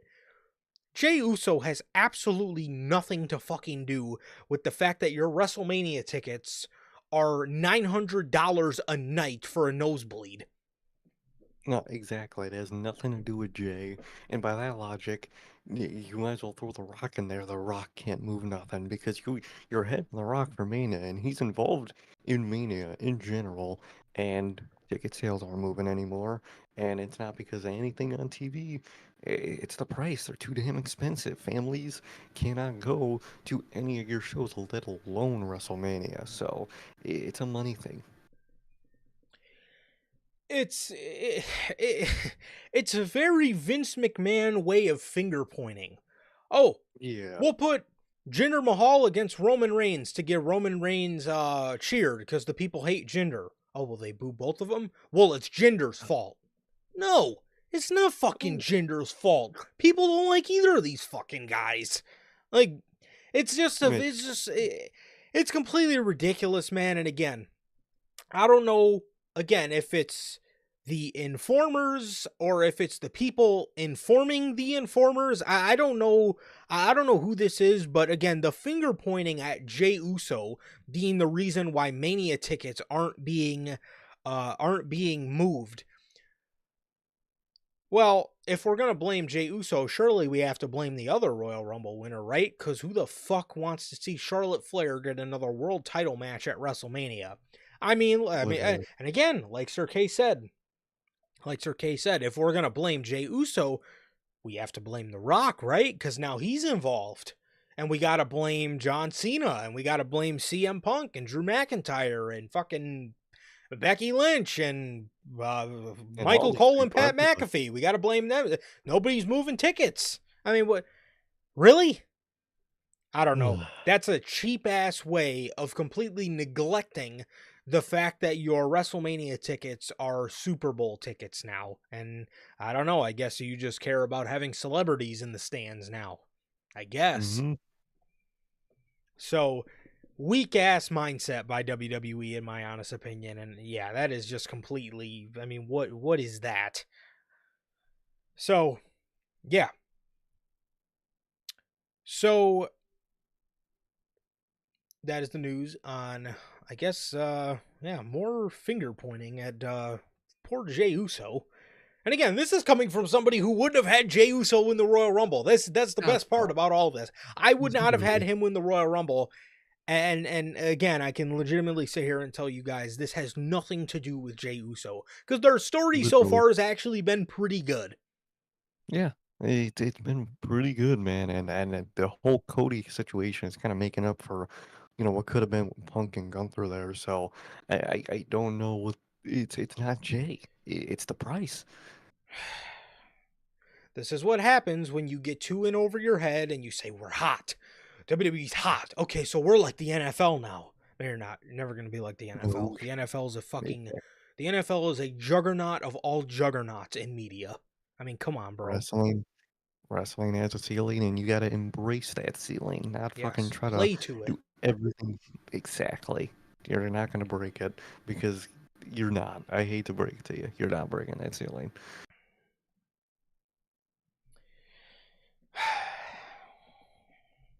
You are though. Just, just saying. So Okay, let's move on to the next on to the story. next story. Okay. Um, but okay, so hmm. Speaking of breaking through the ceiling, no, not Sir K, not the Love Doctor. PW Insider is reporting that WWE LFG has been renewed by A&E, and filming for season 2 is already underway in Orlando. According to PW Insider, like I said, I mean, I guess this is good for the people that watch it. A lot of people who do watch the show actually really like the show. So I'm glad it's working out. A&E always does a great job. I don't watch LFG, but I do watch a lot of their biographies, and they do a tremendous job with them. So, yeah, I mean, maybe we'll give LFG a watch. It's some of the clips do actually look very funny. I would maybe be interested in binging that one of sometime maybe. But yeah, like I said, good for the people that good. It's good for the people that do watch the show. So yeah. Exactly. Good for them. I think it's a solid show. I haven't watched it personally. I've seen clips on Twitter. I've seen the trending people along with the show, and it's an interesting show and good for them for getting a season 2 and good for them, man. It seems like a pretty solid show. It's basically just tough enough. So tough enough was a success. So this is gonna be generally a success. Yeah, I wish A&E would do another version of WWE Breaking Ground, Yeah, where they like documented people's NXT journeys. I really dope. really fucked with Breaking Ground. I thought that was a great show. Um, A Ricky Saints fucking break, man. That would go crazy. yes. Yes, you could have got some great content with like the rise of Trick Williams or Just guys If like Braun, and Tiffany Stratton, Carmelo Hayes. um, There's a lot of guys that came through NXT you could have had really good content with. But so speaking of NXT, their women's champion, Julia. Julia, according to PWInsider.com, several sources within WWE claim that Julia does not have any major injury, but acknowledge that there is some bumps and bruises. It was reiterated that Julia is 100% expected to work her match against Stephanie Vaquer at WWE Roadblock on March 11th. They're doing a unification match, which I don't know if they're going to do a double champion, just to strap the rocket to somebody, similar to how they did Keith Lee, or if they're going to merge the championships. I doubt they merge them, being that they just created the women's North American title. But I honestly think the other one's getting called up in the draft. To be 100% mm, honest with you, man, whoever loses that match, I could see them getting called up, unless they need Julia to hurry up and drop the title because they know that something serious is looming with her. That could be the okay, case. But if she is working a match, I'm sure she's okay. Maybe fine they enough. just want her to get rid of the bumps and bruises and be ready for the main roster come April. So Definitely, definitely. That's what I see. I with the whole title situation is weird because they said unification. So to me, that screams, they combine the two titles into one singular title. At least that's what that fucking should mean, but there's been times in the business where they say these two titles are unified and they don't unify shit.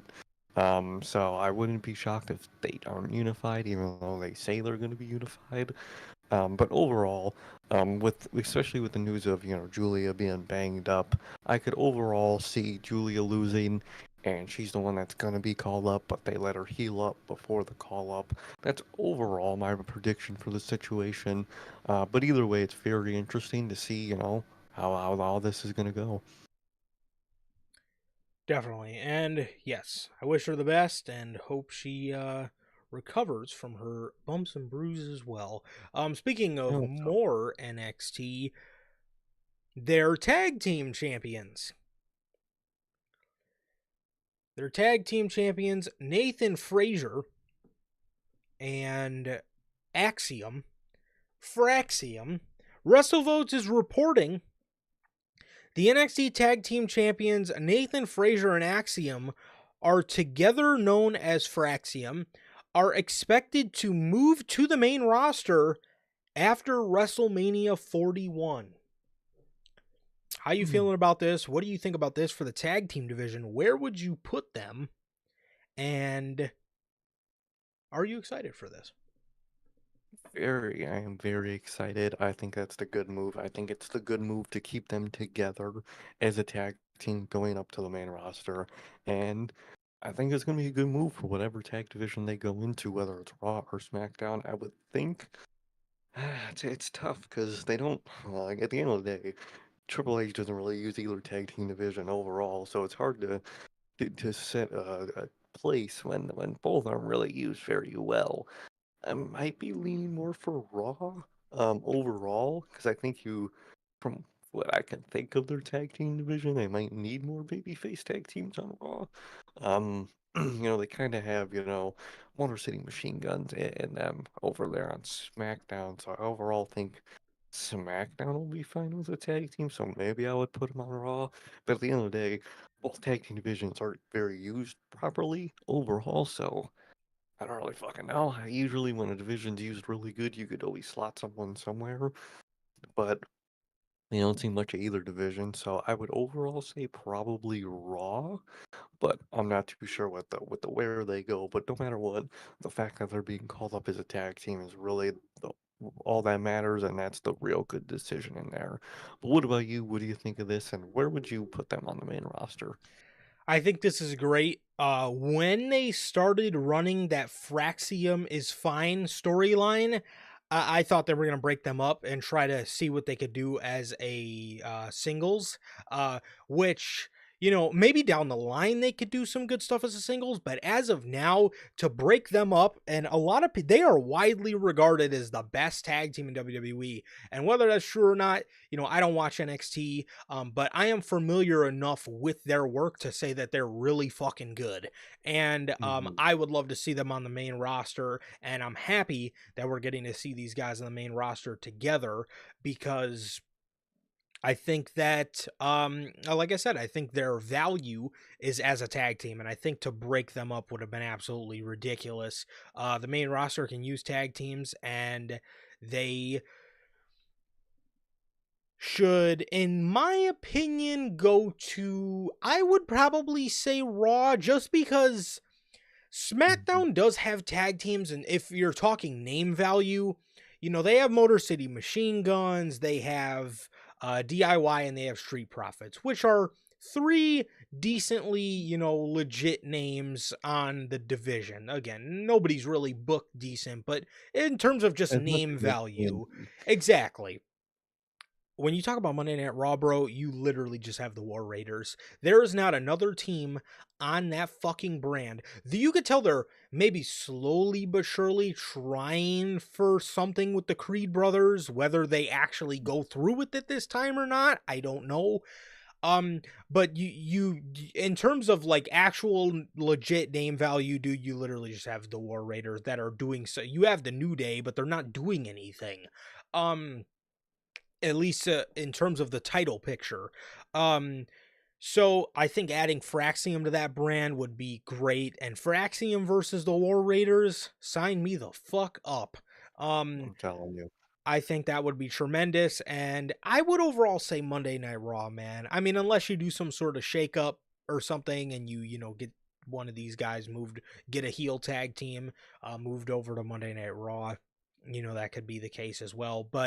Um, but yes, I would if we're keeping rosters as is right now, I would probably say Monday Night Raw. But yeah, so I just hope they do well, and I hope they actually get showcased because they're a really good tag team, man. So yeah. Um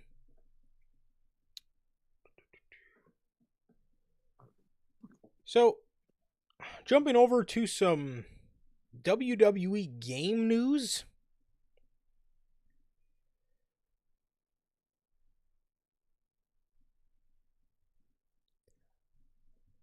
According to Brian Williams via Pro Wrestling Shoot, WWE 2K developers don't like that AEW has won over on them with including thumbtacks in their game. They're going to make it right.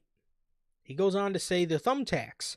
We've been talking about that for a while now. I think once we crack that nut, that's the perfect opportunity to then go into, as you pointed out, getting scarring, bleeding on the back and the chest and the arms. Even I think introducing that as a new weapon, obviously, just like peanut butter and jelly, it coincides with bleeding on the bodies as just opposed to the face.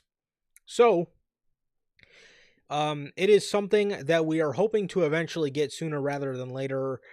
So yeah, I would say we hear you, and it's something that we want to do, especially just having thumbtacks in the AEW game.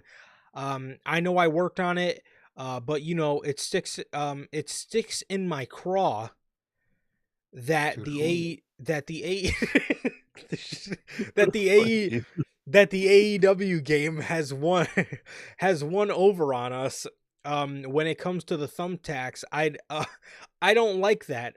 We're going to make it right. As of Oh course, shit. Sir K had to make me break character there at the end of my excerpt. I can't wait for them to crack this nut as well. I mean, the fact that this is on the craw, um, and it is like peanut butter and jelly, and I just can't wait for them to crack this nut, dude. I mean, um, What the fuck? you know, this has been a nut that hasn't been busted in the 2K community, and I really hope it is something that they do, that they do, put on the bread. You know what I mean? Similar to the peanut butter here. So um obviously this is going to be a cool thing to add to 2K, but we're looking towards things to fix the problems that are not the most prominent problems. 2K, they need to make their game more interesting. They need to create, I wish they would have brought back Road to WrestleMania mode. I know they do Mm-hmm. Showcase now, but Road to WrestleMania, where it was just completely original, just wacky, out of whack storylines, I think was fantastic. I loved Road to WrestleMania mode. I wish they would bring that back. That's just me, though. This is coming from an SVR. This is coming from an SVR baby. So I grew up on that shit. So, again, this is coming from me. But 2K, it's going to be cool for them to add thumbtacks, but they do need to, I think, put most of their focus towards game modes and making game modes fresh and keeping them with just good content. So, yeah, Mm-hmm. Most definitely. Well, talking about whoever the fuck this was talking, I Brian I Williams from don't Pro want to. Wrestling Shoot. Brian Williams, Pro Wrestling Shoot. Please never shoot again because I don't want to know what's up your craw.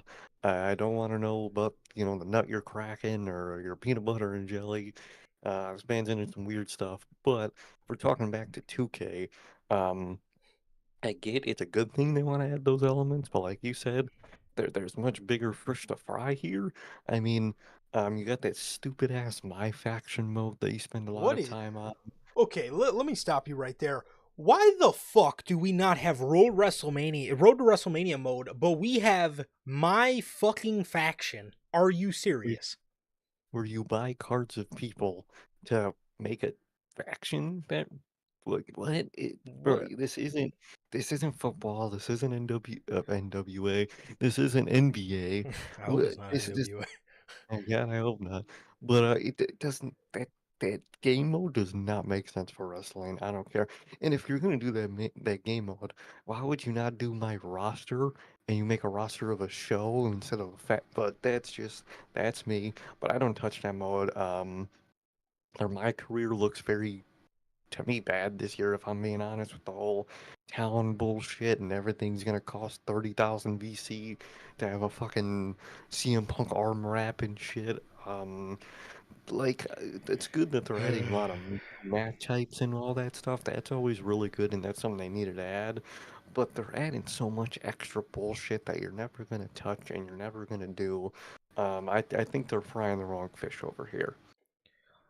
I think they are too, man, and I really don't understand why Bell's gonna put us on mute because, again, I just think there are, you know, bigger nuts to crack in Hmm. the 2K games. There are bigger yeah, like I said, there's just bigger things up the craw that I think are The raw. you know, it's just how it is, bro. But yeah, Bell's always got to hate on something. We can't go an episode where Bell doesn't hate. No, That's probably why we get along. Apparently, that's probably what. That's all apparently we we're do. just chronic. Yeah, apparently we're just chronic complainers, I guess. Um, however, um, we do got some news on WrestleMania. A little bit of WrestleMania plan news here.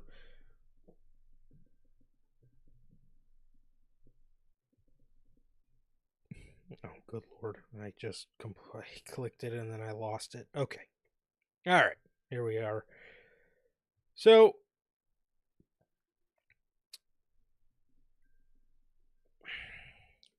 WWE are considering booking Braun Breaker to defend the Intercontinental Championship in a multi-man match at WrestleMania 41.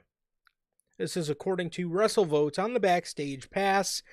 They're tossing around a multi-man as that has become a tradition at WrestleMania, whether it be the Intercontinental title or the tag team titles last year. I'd be surprised if it wasn't a multi-man type of match. Not saying there's going to be a ladder involved. Don't know if that's the direction they're going or not, but I doubt Braun Breaker versus X in a one-on-one match will happen as opposed to a multi-man match.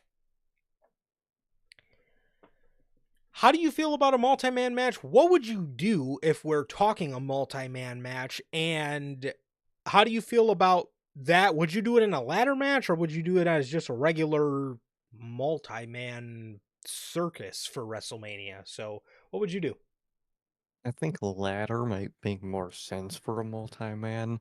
So I would probably overall go with the ladder. I think that's just a safer multi-man match to go with. Um, and I'm glad they're doing the multi. That was kind of what I would have done the whole time building up to Mania. Is you get so many people in that circle, that workhorse mid card circle that are really good, and that I would put, against Braun. So I think overall the multi-man match is the good choice, and I think that's the one I would go with.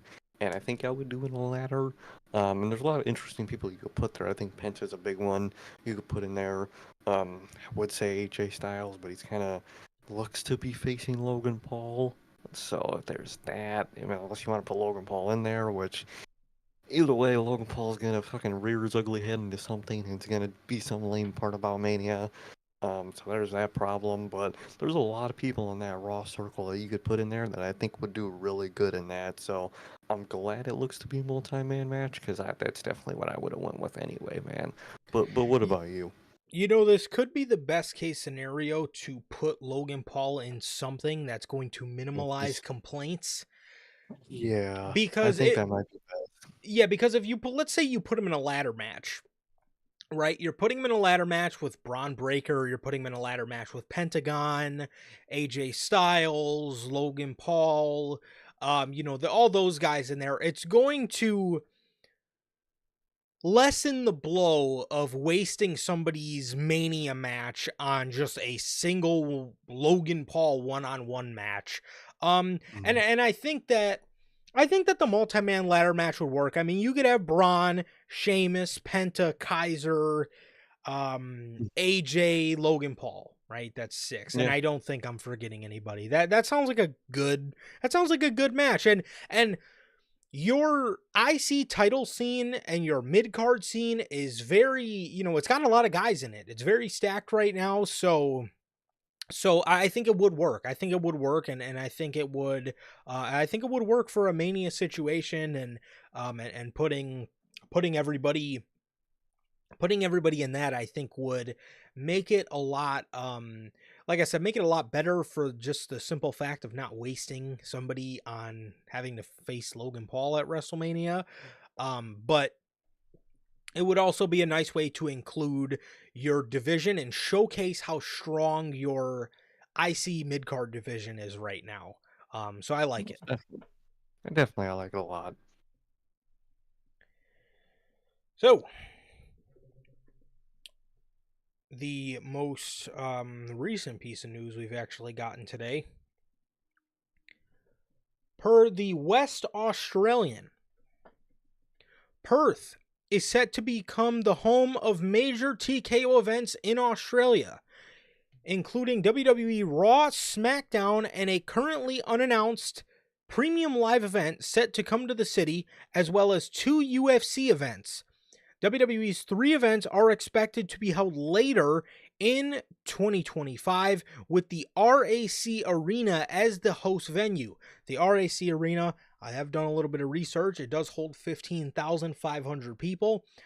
So in terms of a wrestling capacity, you could probably fit about 17,000 in there once you open up the floor. Once you open up the floor and whatnot. But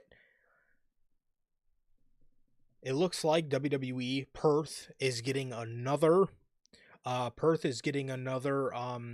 premium live event later this year. So you guys probably will be seeing us do another one of those 10 a.m. live streams, 9 Yeah. a.m., 10 a.m., whatever the hell we did for Australia Elimination Chamber last year. Looks like you guys will be getting another one of those.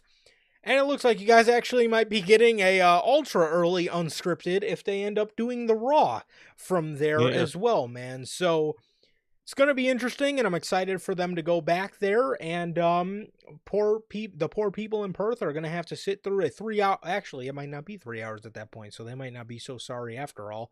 But they're going to have to sit through, hopefully, not a 3 hour episode of SmackDown. But no, I'm good. I'm good with this, man. Perth was a great venue for Elimination Chamber last year, and I'm happy they're going back. 100%. I'm glad they're going back. Whatever they get later this year, I think it's going to be good. And I like the location. I like doing those early shows. Early unscripted sounds very interesting. Um, and it sounds good to me, dude. I like the sound of all this. I like Australia. I like the crowds over there, and I'm excited. I think it's gonna go well. Yes, I think it's going to go very well. As from one WWE triple header to the next, we go from Australia to our final news story of the day: Saudi Arabia. Yay. WWE is expecting to hold 3 premium live events. Yes, premium live events in Saudi Arabia in 2026. WWE's relationship with the Saudi Arabia Ministry of Sport is looking to continue, with the promotion potentially set to run 3 premium live events in the country in 2026. It was reportedly announced, speaking of live events, actually, we're about 2-3 months away. When the hell is WWE planning on announcing where the fuck Backlash is going to happen? Literally, bro, where is this shit? It has to be announced tomorrow night. It has to. Or what about the June show they normally do, which is or actually where are they going to do King and Queen of the Ring this year? I Also, have no clue. um cuz I know the normal weekend that happens, I think they're running a Saturday night's main event on that weekend. The normal weekend that would happen, Double or Nothing weekend. So I know they're doing that. And also to the June show is not announced. I don't know. I remember hearing they were thinking about going somewhere for Money in the Bank. I can't Mhm. remember exactly where it was. I can find out in just a second. But anyways, it was recently announced that Saudi Arabia will play host to the 2026 Royal Rumble. During a TKO earnings call on February 26, TKO CFO Andrew Schleimer announced that 2 more events will take place in 2026, with the decision to host one event in Saudi Arabia in 2025 is said to have resulted in an unfavorable impact to our 2025 plan of approximately 55 million of total company revenue. The relationship between WWE and the Gulf state has been controversial since it was officially announced in 2018. Since 2019, WWE have held 2 events in the region per year, with the relationship between the two sides set to continue into 2027 at the very least. So far, WWE have held 12 premium live events with 2 TV tapings and 3 house shows in Saudi Arabia, with the events deemed to be massive money spinners for the sports entertainment powerhouse. Wait a minute. So in 2025, they're only doing 1 event in Saudi Arabia. Hmm. That's great. You That's know, actually very good. so I wonder if they're gonna cut King of the Ring closer to SummerSlam and maybe do King of the Ring in June rather than May. Because last year they did it in May, and if you remember, Gunther was off TV for a minute For a before he minute. came back to, you know, challenge You Damian Priest. But it was a bit of a long wait. It was a bit of a long wait. So maybe they're bringing it up to June. That way they only have to get through the rest of June and then July, and then they're basically at SummerSlam in the beginning of August. So I could see that. I could see King and Queen of the Ring being held somewhere internationally, wherever that may be. We have to wait and see. Being that they're doing a Saturday night's main event, Double or Nothing weekend, rather than the normal Saudi show. So It's going to be interesting to see, man. But three premium live events in Saudi Arabia in 2026. I mean, it is the second to last year on their deal with Saudi, but I mean, let's be honest, that deal is probably getting renewed. And Yeah, uh that kind of sucks, man. Saudi can be a decent crowd at times, but other times the crowd can just be very um stupid. lackluster. Yes. Yeah, So 100%, man. unfortunately, Mhm. it's something we're gonna have to sit through. But are you excited? I know you're a big Saudi pay per view guy. Are Oh you yeah, excited for these Saudi pay per views, man? And does this crack the nut for you, man? this does not crack the nut for me, and hopefully, I hope then, next year when they do these three, it's kind of a way of getting certain ones out the way, of getting their Royal Rumble that they want out the way, getting maybe it could be Money in the Bank, could be one. They want to get it out the way so they could not have to worry about giving them one of those again. I hope that's the case, and I hope that's what the future means with their Saudi deals, is hope they want to get the ones that they really want to do out of the way, so then they only do, the crown jewels over there. I hope that's the case, but we're going to get three of them next year. It's going to be very frustrating for their market. I think Yeah. market-wise, you want to go to as many different places as you can, and going into the same spot three times in 1 year for a pay-per-view, I think is not the moves. They're making their money, TKO, they love the money. They're going to continue a Saudi deal after this one expires. I just hope that this gets the ones that we don't want to see there out the way so they don't happen much in the future with the next Saudi deal. 100%. Yeah, 100%. Yeah. Please never two pay-per-views in Saudi is annoying. Three is gonna be really annoying. So Hmm. yeah, that is that, and that is all the news we have here today for you guys, man. But we're not gonna end you guys off on that, as we have some Elimination Chamber predictions here today before your boys get out of here. And to kick this thing off straight away, the first match announced for Elimination Chamber: Tiffy Time and Trishy Time versus Nia Jax and Candice LeRae. Candice LeRae has made a fucking pay per view. I never Look thought at I'd see the that. light. I never thought I'd see the fucking day. Well, going on my prediction, good for her that she made the match, but she's probably there to take the pin in said match. I think Tiffany and Trish are gonna win, and if I see anybody taking the pin in that match, probably gonna be Candice LeRae. So I'm glad she got to make it to a pay-per-view, but I think it's to give her the ultimate sacrifice. Yes, I think you are exactly right. Yeah, Tiffany Stratton is not gonna lose. A month and a half away from her match with Charlotte, nor is Trish Stratus going to lose for no apparent reason in Toronto. To Nia Jax and Candice LeRae. So obviously going with Tiffy time and Trishy time. Most definitely. And with the next match, one of the matches I am most excited for. I'm honestly probably more excited for this than I am the women's chamber, to be honest. The unsanctioned match. Sami Ooh. Zayn versus Kevin Owens. Uh I think it may be safe to say that these guys are going to fucking kill each other. Um 100%. dude, so I could see Sammy I could see Sammy costing, or I could see Orton costing Owens the match and having Sammy win. But for the sake of my idea for WrestleMania 42 and having Sammy beat Owens to win the World Heavyweight Championship at that show, I'll go ahead and say Owens pile drives his head into oblivion. He beats the holy shit out of him, and maybe continues after the match until Orton comes out to stop him. So I'm gonna go ahead and give this win to Kevin Owens, man. I think so. I think I'm gonna also give my win to Kevin Owens. I think Sammy either is gonna get really fucked up and he's gonna maybe make it to Mania and face Cross, but I don't know if it's gonna make the Mania card. So if anything, I say what you say.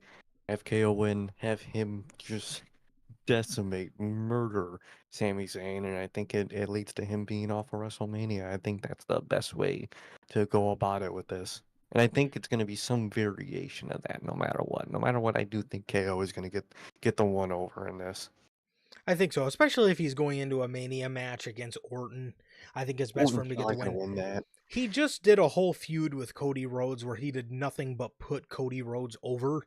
So I Exactly. think it's only right. And Sammy's one of those guys where you can always play to his story by having him lose, which is the great thing about just the flexibility of Sami Zayn's character. So I like it, and I'm thinking Owens is going to win. So I, you know, I think there's going to be blood, and I was seeing video clips from their ROH unsanctioned match. Oh fuck, this is good. I don't now. I'm not gonna get my hopes up to think it's gonna be to that level, but it is safe to say these two are gonna absolutely kill each other. And I'm gonna go Oh yeah, Owens. I think I am too. The final boss, the fucking Rock. The fucking Rock. Will the Rock put his hand on Cody Rhodes' face? And will he get Cody Rhodes' soul out of his caressing of his face? I don't know. Well, a lot of people are under the assumption that Cody's gonna say no and that's it. Cody's saying if Cody Rhodes if the plan is for Cody to turn heel, he's saying no tomorrow night anyways. If Cody turns heel at all, it's going to happen in the main event of WrestleMania. Exactly. He's not going to turn heel going into Mania. It doesn't, like you said, no matter what, he's saying no tomorrow night. Even if his answer is going to end up being yes, it may already be yes. But tomorrow, he's going to say no. They could run the story of he makes the decision right before Mania, right before the Mania match, and whatever. He could even make the decision already, and he's still going to say no tomorrow night to fuck with Yeah. people and swerve whoever his opponent's going to be. No matter what he says no tomorrow. But in my opinion, I think overall, I think Cody Rhodes is going to sell his soul. I don't think it's going to be openly tomorrow though. Yeah, I don't think so either. I don't think so. Even if it is, man, and again, even if that is his final decision, he's not gonna just say, yeah, Rock, and then walk away with them off into the sunset as they go on to a movie premiere together. That's not how it's gonna go down tomorrow. He's obviously gonna say no tomorrow, and whatever the plan is, whoever the plan is for, it's happening in the main event of WrestleMania. Clear as day. Exactly. Clear as day. Obviously. So yeah, I think he's gonna say no. I was seeing a lot of I was seeing a lot of people say that Cody is gonna say no. Rock is gonna get pissed, challenge him to WrestleMania. Punk is gonna win the Chamber, but The Rock took his spot. The Rock hasn't taken his spot. So what I see a lot of people saying is The Rock or CM Punk's favor is going to be for Roman Reigns to take care of The Rock so he Mm-hmm. doesn't get his spot stolen the same way Cody did. That's another great idea. That's another really good idea, actually. And if you are going to have Punk win the Chamber, I think that's the best way to go about it. But either way, man, I would love to see WWE have the balls to turn Cody Rhodes heel because, and that's the thing. I see a lot of people. I see a lot of people saying it's not the right time. Oftentimes that's the perfect time to Why? do it. Exactly. You don't want to let Cody get stale as a babyface. You Yes. want to, if anything, do it, soon. Do it in this Mania season. Do it at the end of WrestleMania. Have him turn heel. Yeah, it's a little too soon. That's the point. That's kind of Yes. what makes it good. I often bring up the examples of the Shield and DIY. When those Mm-hmm. two acts Exactly. broke up, a lot of people were like, no, they had so much more to do. That's what makes it the That's perfect exactly. time a lot of the time, because you're Mhm. keeping the legacy intact, in my opinion. Exactly. You're keeping the legacy of babyface Cody Rhodes intact because it didn't just get stale, and then you finally decided, okay, we'll turn him heel. It's let's end it while it's hot. Let's change it while it's hot. Yes, but obviously the idea of Rock and Roman is under the assumption The Rock is going to make time. And now I am also completely ready if The Rock doesn't Can't make it. make the show, Mm-hmm. because that's kind of what I'm already anticipating. Just an idea I thought, which obviously they have like so many ways they can go, it's ridiculous. And I'm glad, because WrestleMania season has definitely gotten more interesting with this whole, with all these possibilities. But Mm-hmm. Cody says no, and whatever happens, it's not happening at Elimination Chamber. I can tell you that for a fact. No, exactly. Yes, whatever happens is happening in the main event of WrestleMania. No matter who it is or what it is, it's happening in the main event of WrestleMania. So with all that, the Elimination Chamber for the women: Alexa Bliss versus Liv Morgan versus Bianca Belair versus Naomi versus Bayley versus Roxanne Perez. Who you got, bro? Overall, I don't fucking know, but if I had to go with the person to go with, I'm gonna shoot and I'm gonna say Bianca. I think it's a match that a lot of people want to see. It's definitely a match that the company wants to see, and we've talked about that in the news before. So I'm gonna go with the long shot. I'm gonna say Bianca. I either had, now I talked about this on Unscripted, I either had Morgan or Bianca. Whoever isn't the tag team champion at the time is winning the chamber, which by de facto makes my prediction. Now, I would love to see, if WWE really wanted to get unpredictable with this shit, I would love to see like a Roxanne Perez win this, but obviously we all know that's not going to happen. But for me, this is really between Liv and Bianca. And being that Liv is the women's tag team champion now, I'm gonna go ahead and say we end up getting the Bianca and Rhea match. I'm gonna go ahead and say Belair. I think so. And for the men, this is gonna be a good one. We have a star-studded match of 5 men: Seth Rollins, CM Punk, John Cena, Drew McIntyre, Logan Paul. All those guys are going to have an absolute banger of an Elimination Chamber match. This is going to be a great 5-man Elimination Chamber match, man. It is. It's gonna be awesome. It's again, those 5 names I just mentioned are absolutely going to kill it in this chamber, and they're going to do some good stuff. So this is interesting. This is very interesting because you have a bunch of options you could go with. There's a mid Carter in the top left corner, but there's a bunch of options here you can go with. Who do you think, bro? Overall, I think the two most likely people are either Punk or Cena. Um, it's it really could be either one. There's the leaks. I'm not gonna, say anything about that, but I don't think it's gonna be that person. No. But overall, I think I'm gonna say Cena. I think he's the safest option.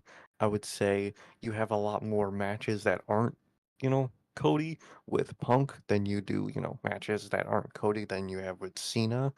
Um, and I think overall it's probably, the most telling for it's the most poetic for Cody's character to turn heel on John Cena specifically. Poetic And if justice, that's the bro. route Oh. exactly, and if that's the way I would go with Mania, so I'm gonna say it's John Cena, man. But what about you?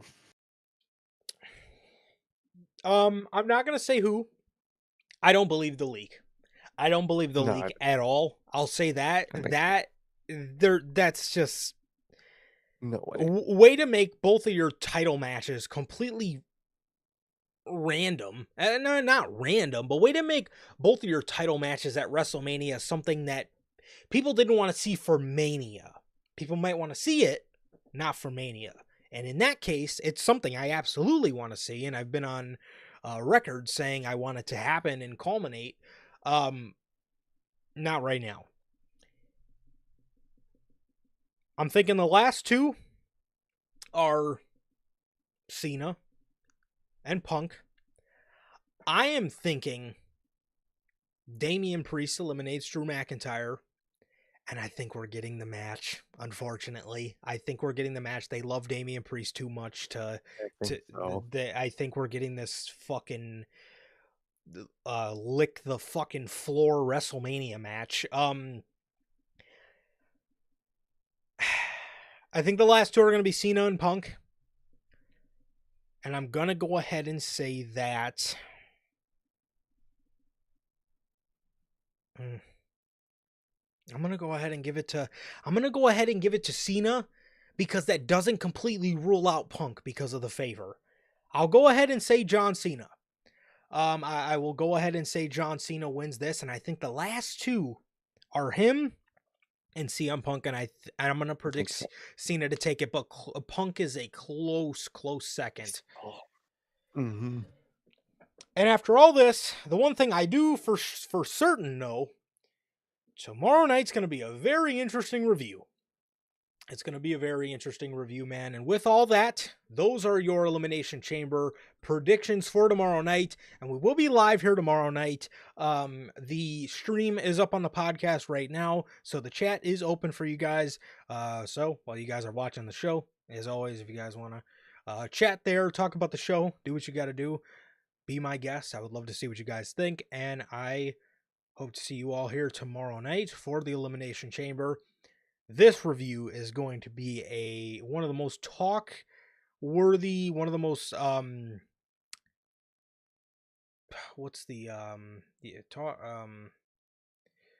discussion-worthy reviews. Mm-hmm. It's going to be one of the most discussion-worthy reviews we've ever done. This is going to get interesting tomorrow night, and I hope to see you guys all there. It's going to be a great conversation. It's going to be a great time. Thank you guys, as always, for joining us here today for this edition of the Notorious Heels Podcast. This has been episode 255 of the News and Elimination Chamber Review. Ladies and gentlemen, please like, comment, and subscribe. And it has been always a pleasure for my Johnny. And that's okay. And that is going to do it for episode 255 of the News and Chamber Predictions. Ladies and gentlemen, again, please like, comment, and subscribe. And we will see you all here tomorrow night with the Elimination Chamber 2025 official post-show review. Peace.